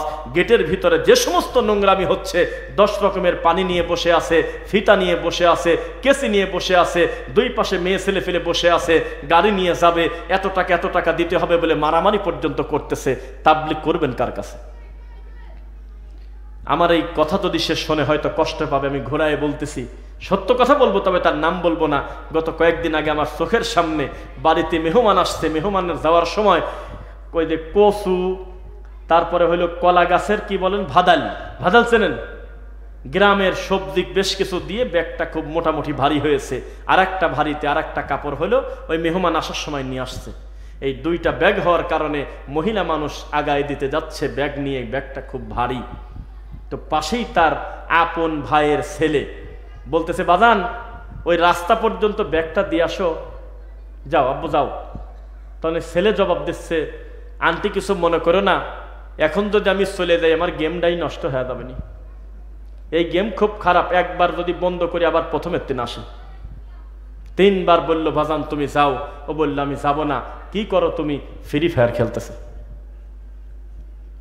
ওখানে তাবলিগ মানে কপালে চুমা খাওয়া না, একটা থাপ্পড় দিয়ে ঘাড়ের ঘেরি ভেঙে দিতে হবে এই বাপের। গিয়ে এই ছেলে, এত কষ্ট করে রাত দিন মেহনত করে মাথার ঘাম পায়ে ফেলে আমি হালাল রুজি অর্জন করি, আমি একক তো সালাত কাদা করি না, আর মেইন রাস্তার উপরে বসে তুমি রাত দিন গেম খেলবে, আল্লাহ কোথায় রাসূল কোথায় চিন্তা নাই, এটা আমি হতে দেব না। কে তাবলিগ করবে কাকে? আমরা মনে করে রাখছি আমাদের মসজিদে 3 দিনের জন্য লোক আসছে, এটার নাম মনে হয় তাবলিগ। আমাদের এলাকায় জালসা হচ্ছে, এটার নাম মনে হয় তাবলিগ। জি না, 24টা ঘন্টা আল্লাহর তাবলিগ চলবে ইনশাআল্লাহ। আপনি কাকে কি বলেন? কোরআন মাজিদের খতম হচ্ছে টাঙ্গাইলে, এক রমজান থেকে আর এক রমজানে 12টা খতম দেয়। বাহ, একবারে 27 রমজানে 1000-এর উপরে খতম ডেলিভারি দিচ্ছে প্রতি মসজিদে মসজিদে। কিন্তু যদি বলা হয় হাতটা উঁচু করে সূরা নাসরের অনুবাদটা বলেন, সূরা ইখলাসের অনুবাদটা বলেন, সূরা ফাতিহার অনুবাদটা বলেন, কয় যে জানি না। কোরআন এই কারণে নাজিল হয়েছে, অবশ্যই পড়লে প্রতি হরফে 10 নেকি, তবে বুঝে বুঝে জীবন অর্জন করবেন, এজন্যই কোরআন মাজিদ এসেছে দুনিয়াতে। কে কার কথা শোনে? রাসূল সাল্লাল্লাহু আলাইহি ওয়াসাল্লাম বলেছেন, মা আসফালা মিনাল কাবাইনি মিনাল ইজারি ফাফিন্নার। কেউ যদি টাকনো ঢেকে পোশাক আশাক পরে, লুঙ্গি হোক আর পায়জামা হোক আর প্যান্ট হোক আর যাই হোক না কেন, এ কারণে তাকে জাহান্নামে জ্বলতে হবে। আমলটা কোথায়? নবী সাল্লাল্লাহু আলাইহি ওয়াসাল্লাম বলেছেন, মুদমিনুল খামরি কাআবিদি ওয়াসান। কেউ যদি নেশাদার দ্রব্য পান করে তার তুলনা হলো মূর্তি পূজারীর মতো। কেই তাবলিগ করবে, কেই প্রচার করবে? নবী সাল্লাল্লাহু আলাইহি ওয়াসাল্লাম থেকে একজন মানুষ এমন পাওয়া যায় না, একটা নবী ছিল দাড়িবিহীন, একটা রাসূল ছিল দাড়ি ছাড়া, একটা সাহাবী ছিল দাড়ি ছাড়া। আপনি দাড়ি চাচ্ছেন কেন? আবার এই টাঙ্গাইলেই কোথায় যেন জায়গার নাম মনে নাই, হিজবুত তাওহীদের ডেলিভারি হয়েছে এই টাঙ্গাইল থেকে। নাউজুবিল্লাহি মিন যালিক। করটিয়া, আমাদের শাইখ বলতেছে করটিয়া। কি নির্লজ্জ কথা! তারা বলতেছে নামাজ হলো মিলিটারি ট্রেনিং। আল্লাহু আকবার, আল্লাহু আকবার, এইভাবে করে তারা সালাত নিয়ে ব্যঙ্গ করে। পুরুষ আর মহিলা একসঙ্গে জমা হয়ে দাঁড়ায়, আর তারা বলে গান শোনা কোনো পাপ না, এটা হলো অন্তরের খোরাক। নবী নিজেই বলে গান শুনছে, তো কার কাছে দাওয়াত দিবেন? এবার একটি শক্ত কথা বলে ফেলি। এই মঞ্চের কেউ বা এই স্টেজের কেউ না বুঝে শয়তানের ধোকায় পড়ে বা বুদ্ধি না থাকার কারণে মুরব্বী মানুষ এক ছেলেকে বেশি ভালোবাসি ফেলছে, তার সম্পত্তি সব ছেলেকে লিখে দিয়েছে। এমন হয় না কোনোদিন? আর বাকি 2টা ছেলেকে তিনি মাহরুম করছে। তো বাপ যখন মরে গেল তখন 2টা কাজ। এক, যেই ছেলেকে সবকিছু লিখে দিয়েছে তিনি বলতেছে আমার শরীরে রক্ত আছে, আমি আমার বাপকে আল্লাহর জন্য ভালোবাসি, আমার বাপের অন্য পাপের খবর আমি জানি না, তবে এই পাপের কারণে আমি আমার বাপকে কবরে আযাব হতে দেব না। এই মুহূর্তে আমার বাপ লাশ দাফনের পূর্বেই আমি বাকি 2 ভাইয়ের হাত ধরে বললাম, আজকে যেহেতু শুক্রবার, আজকেও অফিস বন্ধ, অফিস আওয়ার শেষ, কালকেও শনিবার অফিস বন্ধ, রবিবারে জোহরের নামাজের আগে সুন্দর করে তোদেরকে হেবানামা দলিল করে দিয়ে দেব, বন্টন করে দেব। এর নাম হলো সুসন্তান। আর এক সন্তান বলতেছে মারি ফেললেও আমি 1 ফোঁটা দেব না। আমি কি বাপের তুই জোর করে নিছি নাকি? উনি খুশি হয়ে আমাকে দেশে, আমি আবার ফেরত দেবো কেন? আছে কিনা এমন ছেলে? বোঝাকে যাচ্ছে কথা, বোঝেন? তা আমি একটা কথা বলি, টঙ্গী ইস্তেমান মাঠটা কে দিয়েছে তার নাম বলেন না, যেই দিয়েছে এটা কি দেশের সম্পদ না ব্যক্তির সম্পদ? বোঝেই না। টঙ্গী ইস্তেমার এত বড় শত শত বিঘার যে জায়গা, এটা কি ব্যক্তিগত সম্পত্তি নাকি জনগণের সম্পত্তি? বোঝেন না ভাষা? জনগণের সম্পত্তি কিনা? জনগণের সম্পত্তি। আমি আপনাকে একটি কথা বলি, হয়তো তাদের বাজার ভালো ছিল, হয়তো তাদের মার্কেট ভালো ছিল, সে সময় সেভাবে তাদের জন্য ওয়াকফ করে অথবা তাদের কাছে দিয়ে গিয়েছিল, কিন্তু দুর্ভাগ্যজনক বশত জানেন কি হয়েছে? সারা বছরে খালি 6 দিন কাজে লাগে আর 360 দিন প্রায় পড়েই থাকে। বোঝেন না মনে হয়? আগে 3 দিনেই কাজ হতো, এখন আবার 2 গ্রুপ মারামারি করে 2 পর্ব করে। মিথ্যা না সত্য বললাম? আমার একটা মনে আশা যে যেহেতু এটা একটা সার্বজনীন মাঠ হওয়ার কথা ছিল, কারণ এটা জাতির সম্পদ, এত বড় ব্যস্ত জায়গা, ওই পাশে টঙ্গী আব্দুল্লাহপুর, এই পাশে আশুলিয়া বেরিবাদ কামারপাড়া, ওই পাশে স্টেশন রোড, ওই পাশে আপনার গাজীপুরের রাস্তা, একেবারে এত সুন্দর একটা প্লেস, লক্ষ কোটি মানুষের ওখানে চলাচল, ঠিক কিনা? এমন একটি জায়গায় যদি এমন কথা হতো, এটা একটি উন্নত ইসলামিক মাঠ, এই মাঠে প্রত্যেকে যে যার বড় বড় ইসলামী সম্মেলন করো, আমাদের পক্ষ থেকে কোনো বাধা নাই, তোমরা মিল করে নাও। কবর পূজারি তার দাওয়াত সেদিক, আমি ফু দিয়ে যেহেতু এদেশ থেকে কবর পূজারীকে তুলে দিতে পারবো না, তাদের হোক 10 দিন, আহলে হাদিস হোক 10 দিন, ল্যাংটাও করুক 10 দিন, লালনও করুক 10 দিন, আমি তা নিষেধ করতে পারবো না। এটা যদি একটা সার্বজনীন মাঠ হতো, 100-200 বছর তাবলীগের দাওয়াত দিয়ে 50 বছর এই মাঠে মুনাজাত করে আর উর্দু বক্তব্য দিয়ে জাতির যতটুকুন কল্যাণ হয় নাই, আহলে হাদিসদেরকে দিয়ে যদি বছরে 5টা সম্মেলন করতে দিতে, এই জাতি বুঝতো কোরআন হাদিস কি বলে ইনশাআল্লাহ। কিন্তু আমাদের দরজা বন্ধ, লক্ষ লক্ষ মানুষ মুনাজাত ধরে আছে, কি কয় আল্লাহ জানে, কয় এমনি আল্লাহুম্মা আমিন। কারো না কারোর হাত তো কবুল হবেই। গরনে যদি পেছেই যায়, ওইদিকে আব্দুল্লাহপুর থেকে রাস্তা ব্লক, উত্তরা এয়ারপোর্ট পর্যন্ত পুরা জ্যাম, এদিকে স্টেশন রোড থেকে শুরু করে বোটবাজার একেবারে গাজীপুর বাইপাস পর্যন্ত পুরা জ্যাম, এদিকে বাইপাইল পর্যন্ত মরার জ্যাম, নরেও না সরেও না, ওদিক দিয়ে সেক্টরের ভিতর থেকে উত্তরা থেকে ঢোকা যায় না, একেবারে পুরাটা আটকে আছে, ঘন্টার পর ঘন্টা, একেবারে দিনের উপরে দিন, প্রায় 2 দিন 3 দিন চিৎকার করে কান্নাকাটি চলতেছে। এটার নাম ইবাদত? এটা হওয়ার কথা ছিল, এটা একটি ইসলামী সম্মেলনের জন্য আমরা উন্মুক্ত করলাম। তখন আমরা মনে করতাম ঠিক আছে, প্রত্যেকে যার যার মানহাজ প্রচার করুক, আমাদেরও এত তারিখ থেকে এত তারিখ পর্যন্ত, যেহেতু তোমরা বিজি, আমরা আমাদের অমুক দিন থেকে অমুক দিন পর্যন্ত আমরা আহলে হাদিসরাও দিন প্রচার করব। খারাপ হতো না, ভালো হতো? কিন্তু কি হলো দেখেন, প্রত্যেকে যে যার বাবার সম্পত্তি মনে করে নিয়েছে। বাইতুল মুকাররমে যদি সুন্নি হুজুর ঢোকে, কবর পূজারীরা খালি খুশি হয়ে বলে যে পায়া গেছি দেশি আমারে। আবার আব্দুল মালিক সাহেবকে ঢোকানোর পর গোটা চরমনাই দেওবন্দি বা যারাই আছেন আর কি, তারা মনে করতেছে মাশাআল্লাহ এখন সবকিছু আমাদেরই তো নিয়ন্ত্রণে। মসজিদে মারামারি হচ্ছে, ঠেকান। কিভাবে ঠেকাবেন বলেন? ইতিহাসে কোনোদিন এই কাজ হয়েছে? তাই আমাদের বড় বড় বিদ্বানরা, সম্ভবত ডক্টর আব্দুল্লাহ ফারুক সালাফি হাফিজাহুল্লাহ মনে হয় এরকম একটা দিয়েছিল, যে সত্যি যদি বৈষম্য বিরোধিতা আপনারা চান, যে এই দেশ থেকে বৈষম্য দূর হোক, তাহলে বাইতুল মুকাররমে খুতবা দেওয়া উচিত ছিল 52টা খুতবা যেহেতু হয় বছরে, এই 52টা খুতবার ভিতরে ভাগ করে বন্টন করে সুন্নিদের 10টা দিতেন, দেওবন্দি 10টা দিতেন, আহলে হাদিসদেরকে 10টা দিতেন। এভাবে যদি পরিবর্তন করে সবাইকে সুযোগ দিতেন, তাহলে মানুষ সত্য মিথ্যার পার্থক্য করতে পারত। বোঝা যাচ্ছে না? কিন্তু এমন একটা ব্যাপার, কবর পূজারী ঢুকলেই বলতেছে ইয়া নবী সালাম আলাইকা।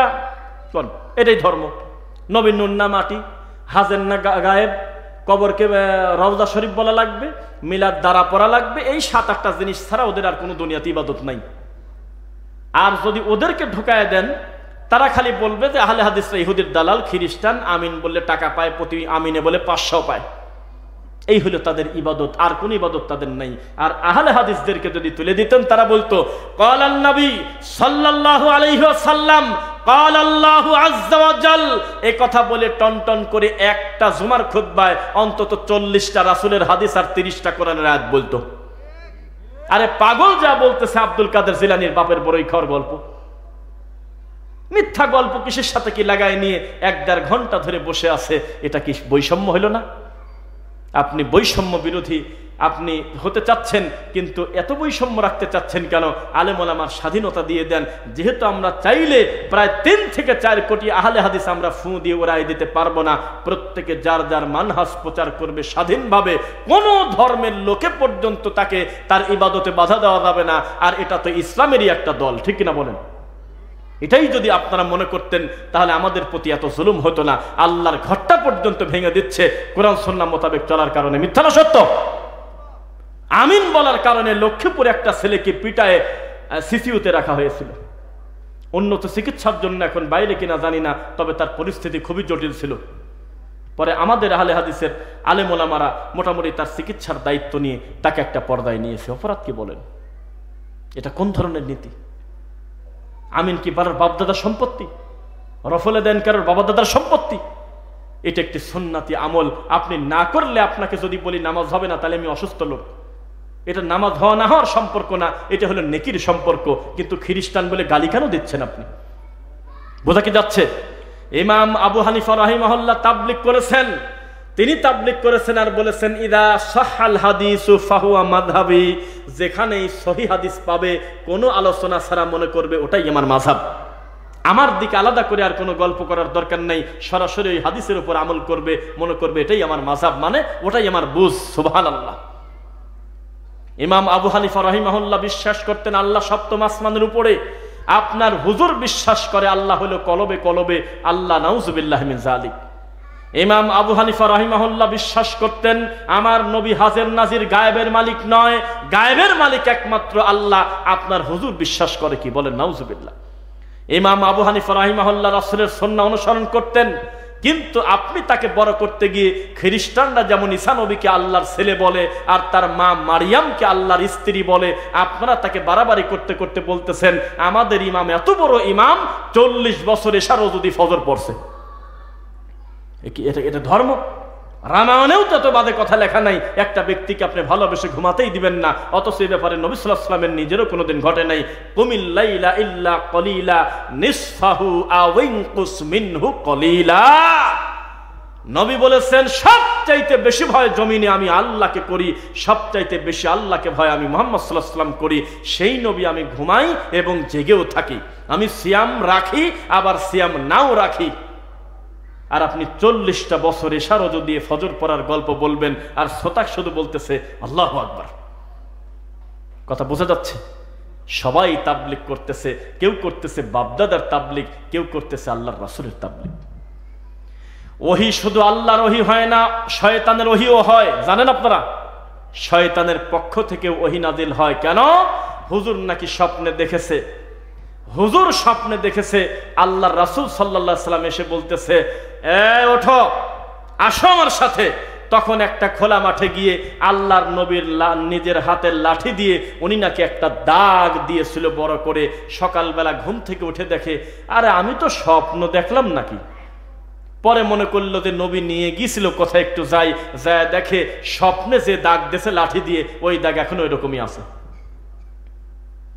এই গল্প আছে কিনা বলুন তো? কাদের গল্প? নাউজুবিল্লাহ। এইরকম মিথ্যা কথা, রামায়ণের গল্প থেকে মিথ্যা কথা নিয়ে এসে আমাদের সমাজে প্রচার করা হয়। এখন যদি কোনো সামর্থ্যবান লোক, ছেলে হলো কোটিপতি, বাপ রাত্রে স্বপ্ন দেখাচ্ছে ছেলে, আব্বা রে আব্বা কবরে খুব আযাব হচ্ছে, আব্বা আমি খুব বিপদে আছি, আব্বা 10টা গরু মেরে এতিম ফকির মিসকিনকে তুমি খাওয়ায় দাও। এই স্বপ্ন দেখার পর ছেলে যদি একটা গরুও না দেয়, আল্লাহর কসম তার গুনাহ হবে না, যতই সামর্থ্য থাক। কারণ স্বপ্নের উপরে ভিত্তি করে কোনোদিন শরীয়তের হালাল হারাম হয় না। বোঝা যাচ্ছে নাকি? স্বপ্নের উপরে ভিত্তি করে কি হয় না? শরীয়তে কোনোদিন কোনো হুকুম আহকাম পরিবর্তন হয় না। এমনিতে উনি সাদাকা করবে মনের তৃপ্তির জন্য, সেটা ভিন্ন কথা। কিন্তু মরা বাপ বলেছে স্বপ্নে এসে গরু দাও, মুরগি দাও, ছাগল দাও, অমুককে এটা করে দাও, সেজন্য দিতে হবে, এর নাম শরীয়ত না। আর আমাদের দেশে স্বপ্নের উপরে ভিত্তি করে একটা দল তৈরি হয়ে গেছে। মিথ্যা না সত্য বলেন? কিভাবে আপনি মানুষকে বোঝাবেন? মুহাম্মদুর রাসূলুল্লাহ সাল্লাল্লাহু আলাইহি ওয়াসাল্লামকে আল্লাহ বলতেছেন ইন্না হাদাল কুরআন, এটাই সেই কোরআন যেই কোরআনে রয়েছে রব্বুল আলামিনের নিদর্শন। কামা আরসালনা ফীকুম রাসূলাম মিনকুম, আল্লাহ হলো সেই আল্লাহ যিনি তোমাদের মাঝখান থেকে রাসূল বের করেছেন। এমন না অন্য কোনো মাখলুক থেকে নবী বানাইছে। কিন্তু সুন্নিরা এটা বিশ্বাস করে না আমাদের দেশে। তারা বলে আমার নবী মানুষই না। নাউজুবিল্লাহ পড়েন না কেন? আমার নবীকে তারা মানুষ স্বীকার করে না। তারা বলে যে নবী ময়ূর, কেউ বলে নবী হলো নূর, কেউ বলে নবী আল্লাহর জাতি নূর। বিভিন্ন নোংরা কথা বলে বলে নবীর প্রতি অপবাদ দেয়। বলে নাউজুবিল্লাহ। কি কারণে দিয়েছে? ইয়াতলু আলাইহিম আয়াতিনা, যাতে তোমাদের সামনে আয়াত তেলাওয়াত করতে পারে আমার নিদর্শন। ওয়ায়ুযাক্কিহিম, তোমাদেরকে পবিত্র করতে পারে। ওয়ায়ুআল্লিমুহুমুল কিতাব, কিতাব শিক্ষা দিতে পারে। ওয়াল হিকমা, সুন্নাহ শিক্ষা দিতে পারে, প্রজ্ঞা শিক্ষা দিতে পারে। ওয়ায়ুআল্লিমুকুম মা লাম তাকুনু তা'লামুন, আর ওই জ্ঞান তোমাদেরকে জানাবে আমার পক্ষ থেকে যা তোমরা আগে জানতে না। বোঝা কি যাচ্ছে? মানুষ শিরক এবং বিদআতে পূর্ণ হয়ে আছে। আমাদের এই দেশে এই কথাগুলো যদি বলি হয়তো আপনি হাসির খোরাক পাবেন, কিন্তু বাস্তবতা পরিস্থিতি বড় জটিল। লোকটা কখন জানি মারা যায়, আল্লাহর ইচ্ছা, হায়াতের মালিক আল্লাহ। ৭০ বছরের মানুষ, তাকে আপনি ওয়াদা করে, তাকে আপনি নসিহত করে তার মুখ থেকে জর্দা সরাতে পারতেছেন না। ৪০ বছর কোরআন পড়ে একজন মুফতি, একজন শাইখুল হাদিস, এই লোকটাকে নসিহত করে আল্লাহর নবীর কথা দিয়ে এখনো পর্যন্ত তাবিজ লেখা বন্ধ করাতে পারতেছেন না। পরিস্থিতি কত জটিল। একজন ডাকাত ডাকাতি করে নেকি মনে করে না, যে টেঙ্গুরিয়া পাড়া কবরস্থানের পাশে অমকের বাড়িতে আমি ডাকাতি করছি, যেহেতু কেউ ঠিক পায় নাই তাহলে আমি নেকি পাইছি। অমককে আমি গালি দিয়েছি, যেহেতু আমার থেকে তার ক্ষমতা কম, আমি নেকি পাইছি, এটা কেউ মনে করে? কিন্তু একটা বেদাতি বেদাতকে নেকি মনে করে, এত বিদাত করে, এত শিরক করে, তাও নিজে অনুতপ্ত হয় না, মনে করে আমি হলো সবার থেকে ভালো। নাউজুবিল্লাহ। বোঝা কি যাচ্ছে? পরিস্থিতি জটিল, সাবধান। সাল্লাল্লাহু আলাইহি ওয়াসাল্লামের নীতিতে যদি ফিরে না আসেন তাহলে কিন্তু আপনাদের অবস্থা খুব খারাপ আছে। রাসূল সাল্লাল্লাহু আলাইহি ওয়াসাল্লাম তাবলীগ করেছেন, সারাটা জীবন তিনি ওহী দিয়ে প্রচার করেছেন। ইন হুয়া ইল্লা ওয়াহয়ুন ইউহা, যা কিছু তিনি প্রচার করেন সেটা হলো আল্লাহর ওহী। সেটা কি? সেটা কি? আল্লাহর ওহী। অনর্থক দাওয়াতি কাজ বন্ধ করে ডোনাল্ড ট্রাম্প প্রধানমন্ত্রী হয়েছে, তাই না? তাতে আপনার কি? আল কুফরু মিল্লাতান ওয়াহিদা, পৃথিবীর সব কাফের এক। কথা পরিবর্তন করেন তো দেখি কোনো মায়ের বেটা আসলে। উনি ওখানে প্রধানমন্ত্রী হচ্ছে, আর আমার দেশের টুপিওয়ালা, আমার দেশের হুজুর, আমার দেশের নামাজি, আমার দেশের বেনামাজি, আমার দেশের বাঙালি, কেউ ফটকা ফুটাচ্ছে, কেউ আবার এটা করতেছে সেটা করতেছে। কন্ত জ্বালা। কেন তোর কি? পৃথিবীর সব কাফের এক, তাদের নাম ভিন্ন হতে পারে কিন্তু সবাই তারা মুসলিমের শত্রু। সবাই তোমার জানি শত্রু, সবাই তোমার মানি শত্রু। তুমি কেন চিৎকার করতে গেলে? ইয়া আইয়ুহাল্লাযীনা আমানু, আল্লাহ ইমানের স্বীকৃতি প্রদানকারীদেরকে বলতেছে, লা তাত্তাখিযুল ইয়াহুদা ওয়ান নাসারা আউলিয়া, খবরদার ইহুদি খ্রিস্টানকে বন্ধুর উপরে গ্রহণ করো না। বা'দুহুম আউলিয়া ও বা'দ, তারা নিজেরা নিজেরা বন্ধু, তোমার কোনোদিন বন্ধু না।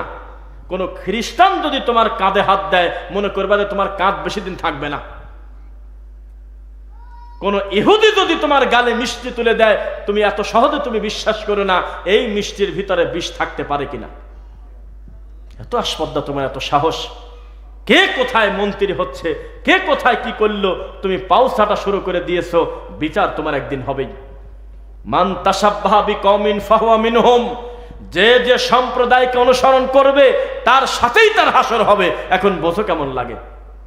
আমি কিছু কিছু লোকের পোস্ট দেখে মরি ফেসবুকে। আল্লাহ, মনসের বাপ চেয়ারম্যান হয়েছে, ওই লোক মন্ত্রী হলি, এমপি হলি, বা আর এক মহিলা হলি, এটা আমার কি? এ কোন জ্বালার কথা? আস্তাগফিরুল্লাহ আযীম। তারা কি ইসলামের বন্ধু? তারা কি মুসলিমের বন্ধু? কথা বলেন। মুসলিম নিধন প্রক্রিয়া, শত শত নিরীহ মুসলিমকে হত্যা করে, কেউ ঠিক পায় না। তারা বলে আমরা এখনো পর্যন্ত ভালোভাবে খবর পাই নাই, আমরা 30 সদস্যের কমিটি গঠন করে দেখব বিষয়টা কি করা যায়।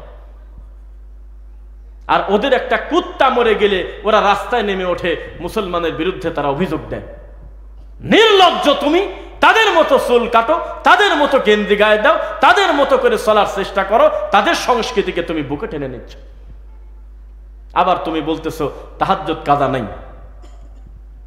রাসূল সাল্লাল্লাহু আলাইহি ওয়াসাল্লামের নীতিতে ফিরে আসেন। লাকাদ কানা লাকুম ফি রাসূলিল্লাহি উসওয়াতুন হাসানা, রাসূলের ভিতরেই রয়েছে তোমাদের জন্য উত্তম মডেল। আর কোনো রাস্তা খুঁজে পাওয়া যাবে না।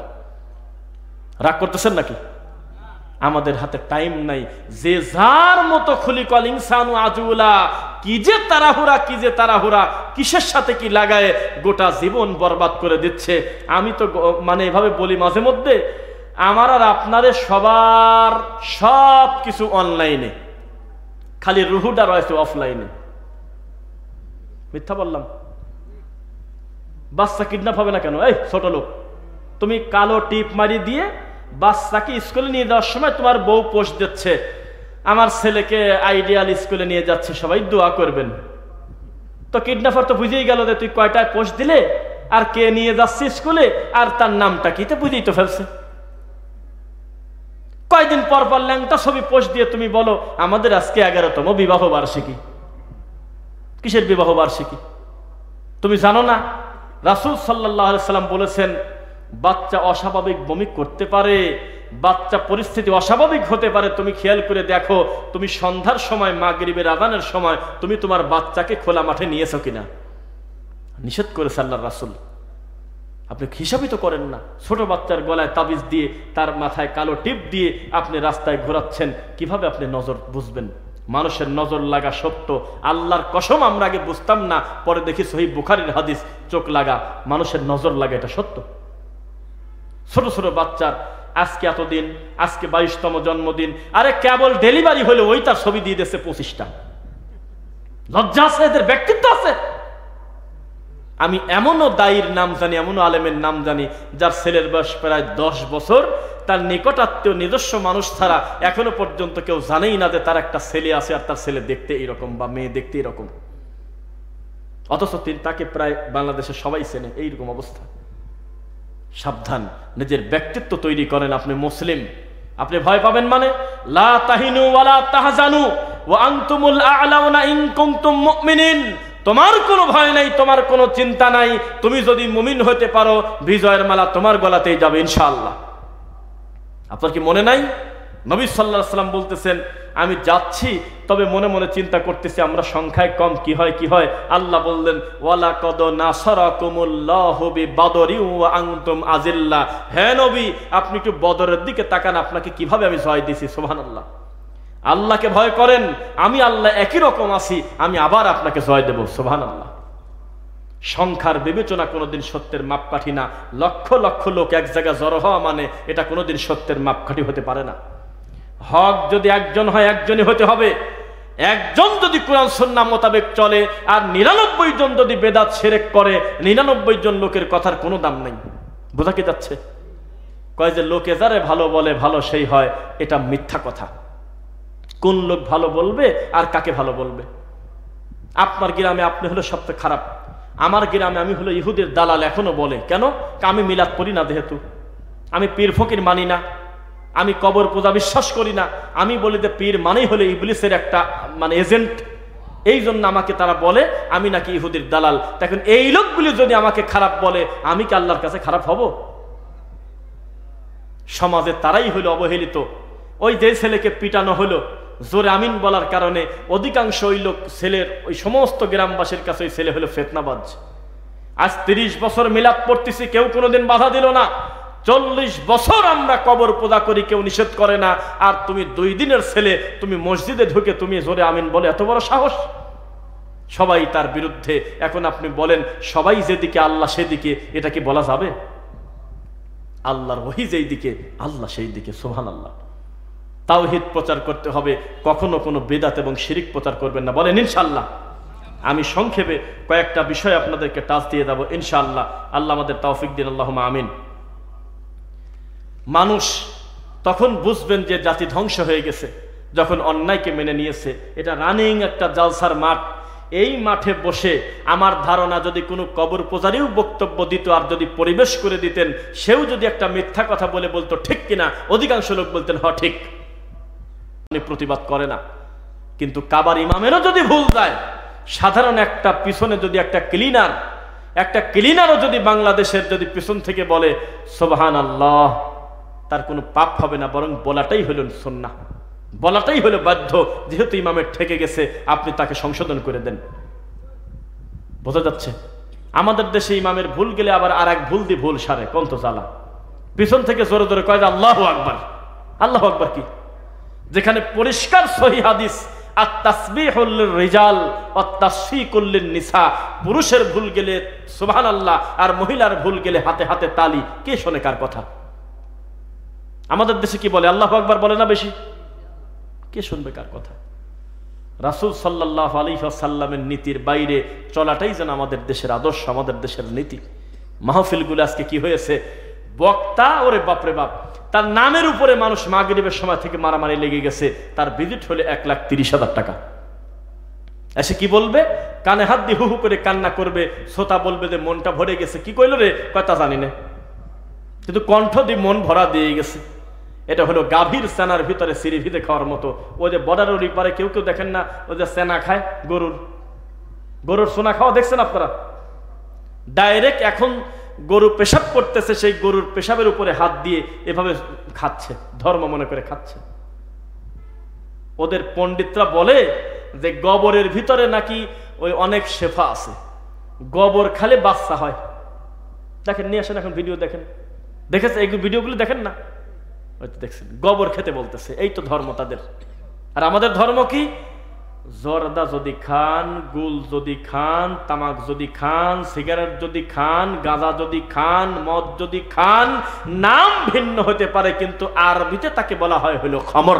কি বলা হয়? যেটা বেশি খেলে নেশা হয় তার অনুপরিমাণও হারাম। এটাই যদি সত্য হয়, এই বৈঠকে আপনি তওবা করবেন, মৃত্যু পর্যন্ত বিড়ি সিগারেট আর জর্দা খাবেন না। বলেন ইনশাল্লাহ? পারবেন ইনশাল্লাহ? যদি খান, মদমিনুল খামরি কাআবিদি ওয়াসান, আপনি মূর্তি পূজারীর মতো হলে আপনার দৃষ্টান্ত। নাউজুবিল্লাহ। সাধারণ কথা মনে করছেন? আমি তো লালমনিরহাটে গিয়ে দেখে আসছি, কুষ্টিয়া গিয়ে দেখে আসছি, কুত্তা ছাগল পর্যন্ত এই পাতা খায় না। সব গাছে বেড়া দিয়ে টিকানো যায় না, আলাদা করে কালো পাতিল লাল পাতিল দিয়ে এটা মানুষের আকৃতি দিয়ে রাখে যাতে অন্য কোনো পশু পাখি না আসে। কিন্তু তামাকের পাতায় কুত্তাও যায় না, গরুও যায় না, কোনো বেড়াও নাই। এই নোংরা জিনিস খায় হলো মসজিদের ইমাম সাহেব আর হুজুর। জাতি সংশোধন হবে কিভাবে? মেন্টাল কি করবে সেদিন বলেন আপনি? এটা হলো আমাদের দেশের অবস্থা, আমাদের ইসলাম। এই জন্য শায়েখ আকরামুজ্জামান বিন আব্দুস সালাম মাদানী মাঝে মধ্যে বলে যে আমি কি জনগণের আলোকে ওয়াজ করব না কোরআন হাদিসের আলোকে ওয়াজ করব? জনগণের আলোকে ওয়াজ করলে জনগণ খুশি হয়, কোরআন হাদিসের আলোকে ওয়াজ করলে জনগণ খুশি হয় না। জনগণ শুনতে চায় ওই কিসের সাথে কি হইলো, অমকের ধরো, অমককে মারো, ঠিক কিনা বলো, এমনি এমনি কয় ঠিক। অপরাধের স্বীকৃতি দান করাটাও অপরাধী। কেউ যদি মন্দ কাজে অপরাধের স্বীকৃতি দেয় সেটাও তার বিচার হবে। কিছুই বোঝে না, বলে ঠিক কিনা, কয় হ ঠিক। মানুষকে ভুল এত বেশি করতে দিচ্ছেন কেন? দৃশ্যমান ভুল সম্পর্কে জানেন? বক্তা যেদিন বলেছিল আমি বিমানে উঠবো, আর কত বিমানে এখন আর উঠি না, কারণ আমি রকেটে ওঠা লোক। একটা শ্রোতাও যদি তার কানে কানে বলতেন যে আপনি কথাটা উইথড্র করেন, এটা কেমন কথা বললেন, রকেটে আপনি সার্ভিস দিবেন, রকেট কি পাবলিক ফাংশনের কাজ? এখানে আপনি উঠবেন কেন? বক্তা যখন বক্তব্যে বলতেছে ডোনাল্ড ট্রাম্পের কথা কোরআনে আছে, কেউ তখন বলল না যে কি কয় রে, কেউ প্রতিবাদ করে নাই। দিন দিন নতুন নতুন ডেলিভারি দিচ্ছে বক্তা। বক্তা বলতেছে রানী এলিজাবেথ হইল নবীর বংশধর, কেউ প্রতিবাদ করে না, তার দলের লোকও প্রতিবাদ করে না। আবার প্রতিবাদ করলে বলে বেটা তোরা বেশি বুঝিস, এত বড় হুজুরের বিরুদ্ধে বলিস।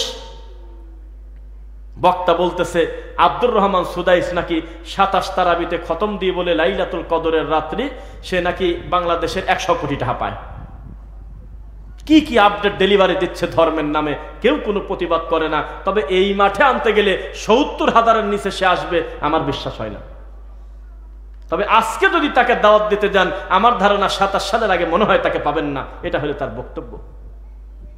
আর এক বক্তা আশুলিয়াতে বক্তব্য দিতে এসে বলতেছে সিগারেট যে খাওয়া হারাম আমি কোরআন হাদিসে খুঁজে পাইনি। সে বক্তার বিদিত হলো আগে 65, পরে হলো 75। বোঝা যাচ্ছে? এই যদি বক্তার অবস্থা হয় তাহলে জাতি সংশোধন হবে কিভাবে? এই যদি তার পরিস্থিতি হয় তাহলে জাতি সংশোধন হবে কিভাবে? আপনাকে আমি বলি, ডান পাশে যদি সাবেক প্রধানমন্ত্রী, বাম পাশে যদি বর্তমান প্রধানমন্ত্রীও বসে থাকে, সেখানে বসেও তাকে তেলবাদী করা যাবে না। কোরআন হাদিসে যা আছে তাই বলতে হবে। এর নাম হলো বাপের বেটা। আর আমরা এমনও হুজুর দেখছি যেই হুজুর একটু টাকার লোভে, পদের আশায় তাকে জোর করে একজন মহিলাকে বলতেছে আপনি হলো জান্নাতি মহিলা। দেখেন নাই? সামান্য একটু 2টা টাকার লোভে, সামান্য একটু ফোকাসে আসার জন্য বলতেছে আপনি হলে আমাদের জননী। তো বিচার হবে না তোমার?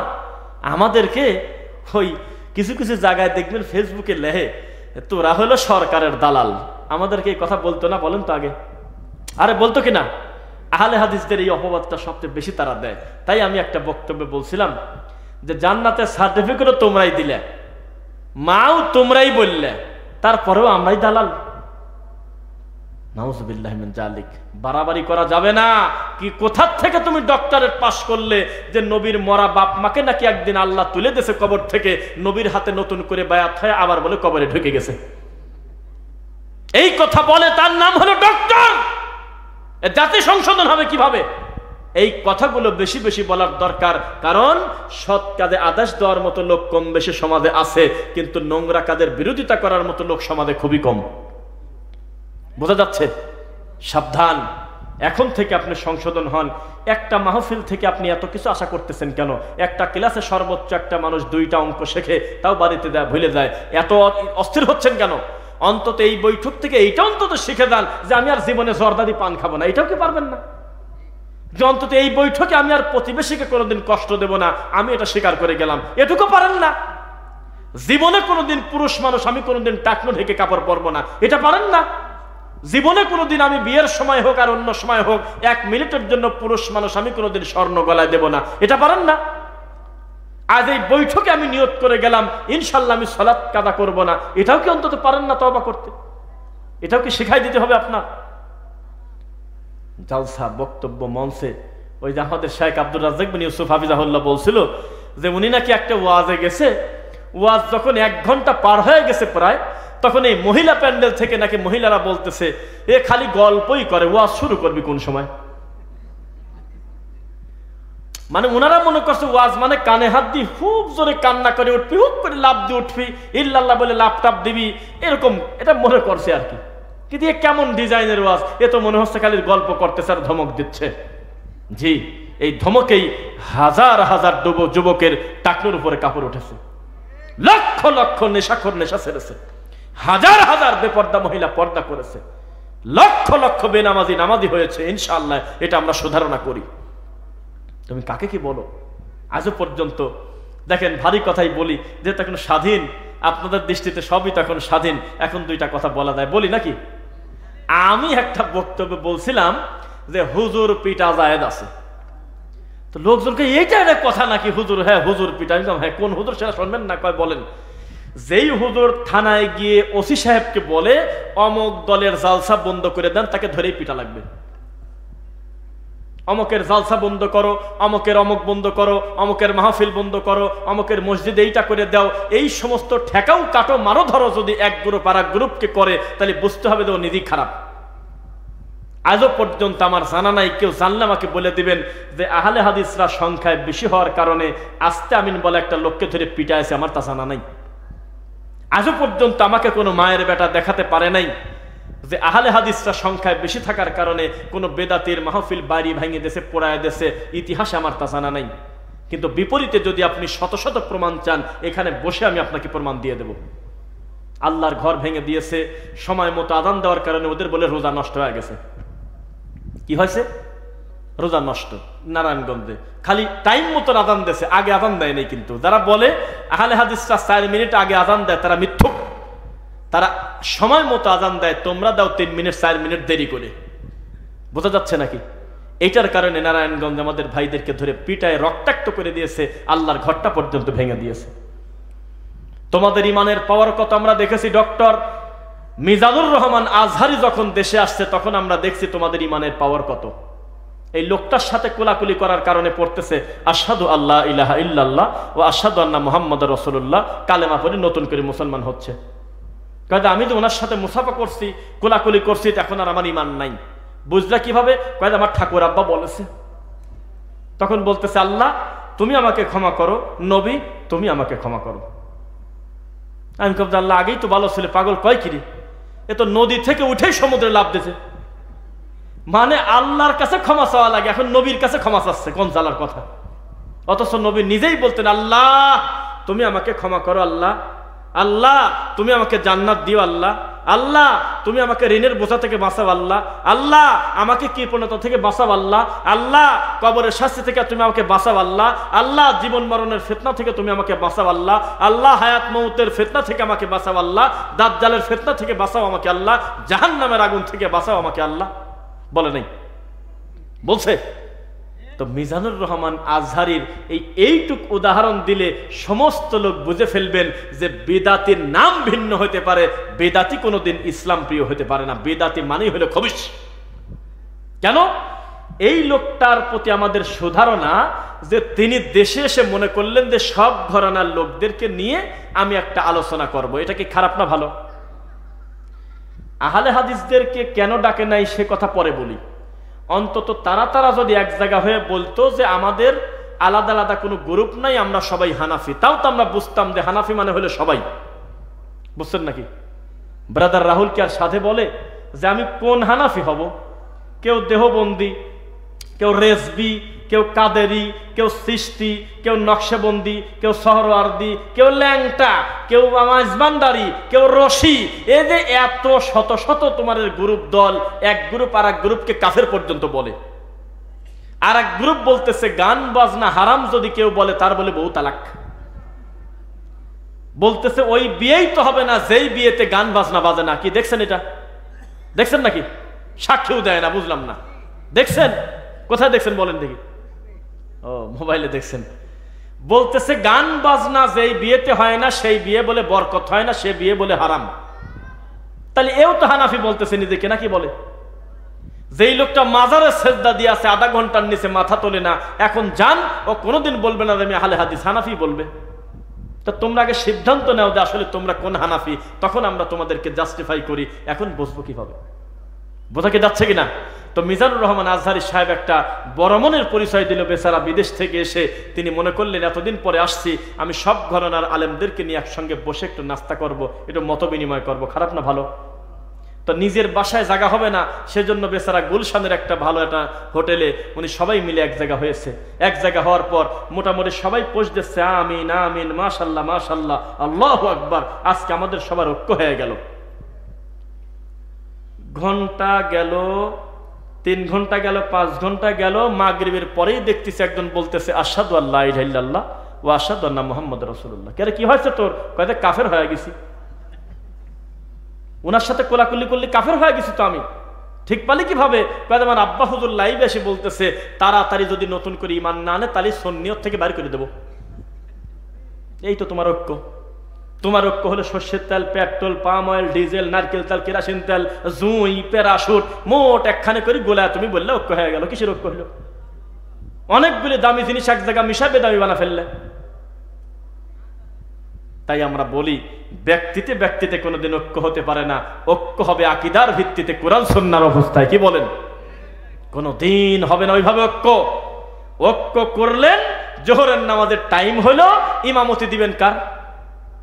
সুন্নিরা বলতেছে আহলে হাদিসের পিছনে নামাজ হয় না, কি করবেন করেন। আহলে হাদিসরা বলতেছে ওর পিছনে পড়বো না, কারণ ও বলে যে আল্লাহ হলে আমার কলমের মধ্যে ঢুকে গেছে, নবী হলো গায়েবের মালিক, ওর গলার সাথে এখনো তাবিদ, ওর পিছনে পড়বো না। তো ঐক্য করেন আপনি। ডানে বামে সালাম ফির, আর একজন এদিক ঘুরে গেছে, কে রে বাবা এদিক ঘুরিস কি কামে? কয়েক এদিক হলে আমার কেবলা ঠাকুরের ওরস। আর একজন সালাম ফিরে বলতেছে যে এইভাবে মাথায় হাত দেয়, কি রে নামাজ পড়ি কি অন্যায় হয়ে গেল নাকি? কথা জানি না, পড়তেছে। আর একজন সালাম ফিরে বলতেছে হু হু। কি করবেন? ঐক্য হলো? আর প্রত্যেকে যদি মনে করতো যে না, ব্যক্তিতে ব্যক্তিতে জীবনে দেখা হোক আর না হোক, আমি কোরআন এবং সহিহ হাদিস যা আছে তাই মানবো, জীবনে চা খাওয়ার দরকার হতো না, অটোমেটিক ঐক্যের ভাই হয়ে গেছে। তোমাদের ঐক্য আমরা চিনি। তোমরা হলো নোংরা জিনিসকে এক জায়গা করে ঐক্য করতে চাও, তোমাদের ঐক্য 3 মিনিট টেকে না। আর আমাদেরকে তোমরা বলতেছো আমাদের দলে দলে ভিন্ন, আন্দোলন বলো, জমিয়ত বলো, আহলুল হাদিস মানহাজ ফলো করে এমন কোন লোক পৃথিবীতে আছে যে কবর পূজা করে? মায়ের বেটা হলে তুমি খবর বলো আমাকে। তুমি আহলে হাদিসদেরকে আলাদা দল বলো মানে? দল হওয়ার কারণে কে কবরে সেজদা দিয়েছে তুমি বলো, আমি শুনবো। কে হারামকে হালাল বলে দিয়েছে বলো, আমি তার শুনি। কে শিরককে তাওহীদ বলে দিয়েছে, কে সুন্নাহকে বেদাত বলে দিয়েছে বলো, তার নাম শুনি আমি। আমাদের কর্ম এক, আকীদা এক, মানহাজ এক। শুধুমাত্র দাওয়াতি সংগঠন ভিন্ন হতে পারে, এজন্য তুমি আমাকে প্রতিবাদ করো। আর তোমার পীর আর এক পীরকে এই মুহূর্তে বলতেছে কাফের। তোমাদের প্রত্যেকটা কর্মে শিরিক আর কুফর। তোমরা শুধু এক জায়গায় মিল। তাকান আমার দিকে। সব কাফের কি বলছিলাম প্রথমে? ভুলে গেছে। পৃথিবীর সমস্ত কাফেররা কি এক? মনে থাকবে? পৃথিবীর সব কাফেররা কয়? এইবার দেখেন, আহলে হাদিসদের বিরুদ্ধে সমস্ত বেদাতির দল ভিন্ন হতে পারে, মূলত তারা কি এক। এখনই যদি বলেন যে আহলে হাদিসদের মসজিদ ভাঙা লাগবে, দেখবেন যে কয়েকদিন আগে এক গ্রুপ আর এক গ্রুপের কাফের বললে ওরা কামরা কামড়ি করলো, মাঝখানে হাড্ডি নিয়ে, এখন আবার বের হয়ে চলে গেছে নারায়ে তাকবীর দিয়ে। আহলে হাদিস একটা হুজুরের গাড়ি ভাঙা লাগবে বলেই দেখেন মুখ দিয়ে, দেখবেন যে এক গ্রুপ আর এক গ্রুপের কাফের পর্যন্ত বললো সেই দিন, এখন আবার সবাই সুরে সুরে মিশর মিলাচ্ছে একসাথে গিয়ে। এরা খোসা বদলায়। আহলে হাদিসকে যদি 1 কোটি টাকা দিয়ে যদি বলেন একটা বেদাত করেন, কোটি টাকার দিকে তাকাবে না, বলবে যে আমি জীবনে বেদাত করবো না ইনশাল্লাহ। আর একটা হুজুর, আমার সুধারণা ছিল যে লোকটা হলো 3 কোয়ার্টার পরা হুজুর, আমি মনে করতাম যে 3 কোয়ার্টার পরছে, কারণ বেদাতিকে তো আমি ফুল প্যান্ট বলতে পারবো না, মনে করতাম তাকে অন্তত ল্যাংটা না, হাফ প্যান্টটা পরা আছে। সেই লোকের কাছে একটা কাগজ দিয়েছে, হুজুর ওই যে শেষ করে দিতে চাচ্ছেন, মোনাজাতের আগে একটু মিলাদ করে দেন। তখন এই পাগল করলো কি, মিলাদ আমার পরবর্তী হুজুর পড়াক, তো কচ্ছে না আপনি তো শেষ হুজুর, আপনি পড়ান। একবারও মুখ দিয়ে বললো না যে এটা তো বেদাতাই, পড়বো কিভাবে। এই পাগল করছে যে যদিও আমি খুব কম পড়ি কিন্তু আমার অভ্যেস আছে, ইয়া নবী, তাকে দাঁড়া গেছে। তখন আমি বললাম তোমাদের সাথে আমাদের ঐক্য হবে কিভাবে রে গরু? আহলে হাদিসের বাচ্চাকে যদি ফাঁসির সুরে নিয়ে যদি বলো আল্লাহর সাথে শিরিক করতে হবে, ও জীবন চলে গেলে শিরিক করতে চাইবে না। আর তোমার 200 টাকা দিলি জিলাপি যদি লাল কালার হয়, তোমার মোনাজাতের 10 মিনিটের পিকআপ বেরিয়ে গেছে। এই তো তোমার ধর্ম। তুমি কিভাবে বুঝবে তাওহীদ কোনটা, শিরিক কোনটা? তুমি কোনটা বলবে, বিদআত কোনটা, সুন্নাহ কোনটা? তোমার কাছে তো সবই এক। নাউজুবিল্লাহ মিন যালিক। বলতেছে যে ইমাম মেহেদী যদি আসে, একজন প্রশ্ন করছে একজন বেদাতি বড় মুফতির কাছে, ইমাম মাহদী আলাইহিস সালাম আসলে, ইমাম মাহদী আলাইহিস সালাম আসলে উনি কোন মাযহাব মানবে? ও মাল ডাইরেক্ট ডেলিভারি দিয়ে দিয়েছে, কয় যে হানাফি মাযহাব মানবি। আমার প্রমাণ আছে কিন্তু, দেখছেন কেউ হয়তো, কয় যে ইমাম আবু হানিফার মাযহাব মানি নিবেন, ইমাম মাহদী আসি বলে শুনছেন। এইসব লজ্জার কথা কই রাখি। তখন আমরা বললাম এটা কি সৃষ্টি, এটা কি নকশেবন্দি, সোহরেবার্দি, না মুজাদ্দেদি, না মরা মানসিক মুরিদ করার? কোন দল আসবে? হানাফি হবে কোন হানাফি? জবাব আছে, বলেন আপনি। আপনি জানেন না এক গ্রুপ আর এক গ্রুপকে এত বেশি হিংসা করে। আপনি চরমনাইকে যদি বলেন যে আপনার ডাইন পাশে আছে হলো 20, আপনি কি 20 খাবেন, না জামাত ইসলামের ভাইদেরকে হক বলবেন? তো বলবি 20 খাই, খালি খালি ওদের হক বলবো কি কামে। দেওয়ানবাগিকে যদি বলেন যে এদের ডাইন পাশে 20 আছে, তো 20 খাবেন, ও তো নাই, ওর ছেলে আছে, 20 খাবে, নাকি ওই যে অমুক দলকে ভালো বলবে মুসলিমের, তো বলবি যে না 20 খাই, খালি খালি ওদের ভালো বলার কি আছে। অত তো সবাই হানাফি, সবাই হানাফি। একদল কবরের উপরে আযান দিচ্ছে, কয়েকদের উপরে আযান দেবে আর নিচে শয়তান চলে যাবে, আর ভালো ফেরেশতা হিসাব নেবে। নাউজুবিল্লাহ। তাদা মানসিক তা মনা মানসিক লাগা দিচ্ছে, সবাই হানাফি। ধর্ম নিয়ে যারাই ব্যঙ্গ করে, যারাই ইসলামকে ক্ষত বিক্ষত করে, ইসলামকে নিয়ে ঠাট্টা মস্করা করে, আমাদের এই দেশে অধিকাংশ সবাই হানাফি। এই হানাফি ইমাম আবু হানিফা রাহিমাহুল্লাহ রেখে গেছে, এটা তিনি রেখে গেছেন। বলেন এটা হিংসা নয়। সম্মানী মানুষকে সম্মান দেন। পিতা ভুল করে ছেলের সম্পত্তি, মেয়ের সম্পত্তি ছেলেকে লিখে দেছে, আপনি সুসন্তান, তাড়াতাড়ি করে আপনার বোনের হক আপনি দিয়ে দেন, এটা হলে আপনার যোগ্য প্রাপ্য। আপনি কিসের আশায় বসে আছেন? মানুষ হিসেবে যদি তাদের ভুল ভ্রান্তিও থাকে, আপনি সঠিকটা মেনে নিয়ে বলেন আল্লাহ আমার ইমাম সারাটা জীবন কষ্ট করছে সত্য পর্যন্ত পৌঁছাতে, হয়তো এই হাদিসটা তার কাছে পৌঁছে নাই, এজন্য তিনি একটা মত দিয়েছে, আমি তাকে ভালোবেসে আমি নবীরটাই মেনে নেব, তবে তাকে ভালোবাসবো। সমাধান হয়ে যেত। জিনা যে যেখানে আছে মরা স্বীকার করবে, তাও কবরের থেকে মাথা তুলবে না। নবী সাল্লাল্লাহু আলাইহি ওয়াসাল্লাম বলেছেন, খবরদার ওয়ালা তাজালু কবরি ঈদা, আমার কবরকে তোমরা অনুষ্ঠান বানায়ো না। আর কবর বানিয়েছে 3 তলা গম্বুজ, আল্লাহর ঘরে শীতের দিনে কার্পেট পর্যন্ত নাই। আজব একটা দেশ, আজব একটা জাতি, যে দূর থেকে মনে হয় যে ওখানে গিয়ে আসর নামাজ পড়বো, যা দেখি যে মরা মানুষের কবর। বোঝা যাচ্ছে? এইভাবে ধর্ম নিয়ে আর কি ঠাট্টা আমাদের এই সমাজে আছে কিনা বলেন? আমি লম্বা কথা বলবো না, এখনই শেষ করব। দীর্ঘ সময় ধৈর্য ধারণ করে কোরআন সুন্নাহর কথা শুনলেন, আল্লাহ আপনাদেরকে উত্তম বিনিময় দিন। আরো আশ্চর্য হচ্ছে, একজন শ্রোতার মতো বিনয়ের সাথে সম্মানিত আলেম শায়েখ অধ্যাপক লোকমান হোসাইন হাফিজাহুল্লাহ সহ আজকের এই দায়িত্বশীলরা সবাই অত্যন্ত বিনয়ের সঙ্গে পুরো বক্তব্য শুনেছেন। আল্লাহ তুমি সকলকে তোমার দিনের জন্য কবুল করো। সালাফি মানহাজ অনুসরণ করে যদি কেউ আলোচক হয়, বাংলাদেশে যদি তিনি বক্তব্য দেয়, তো টাঙ্গাইলে তার প্রায় 4 আনা প্রোগ্রাম থাকবেই প্রায়। যে বছর খুবই কম, সে বছর অন্তত 11টা প্রোগ্রাম এবারও নেওয়া আছে আলহামদুলিল্লাহ। এই টাঙ্গাইল এক সিরিয়ালে শত শত প্রায় 250-300 মসজিদ এক সিরিয়ালেই আছে আহলুল হাদিসদের, বাকি আরো অন্যান্য মহল্লায় তো আছেই। এটা আমাদের একটা প্রাণের জায়গা। এখানে বসে আমরা মন খুলে কথা বলতে পারি, একটু পর পর আমাদের কেউ থামায় দেয় না। শেষের কথাটা বলে শেষ করি, আপনাদের কাছে একটা অনুরোধ করে যাই, মাহফিলের পরিবেশ আগে নষ্ট করে দিতে হলে অতিথিরা কারা? রানিং বক্তব্য ঠেকায় দিয়ে হুজুর আমি চলে যাব, আমি একটু সালামটা দিয়ে দেই, 25 মিনিট ধরে গুনগান গাওয়ার পর বলতেছে আমি আমার সংক্ষিপ্ত বক্তব্য এখানে শেষ করলাম। এম নির্লজ্জ লোক আমরা দেখছি কিনা?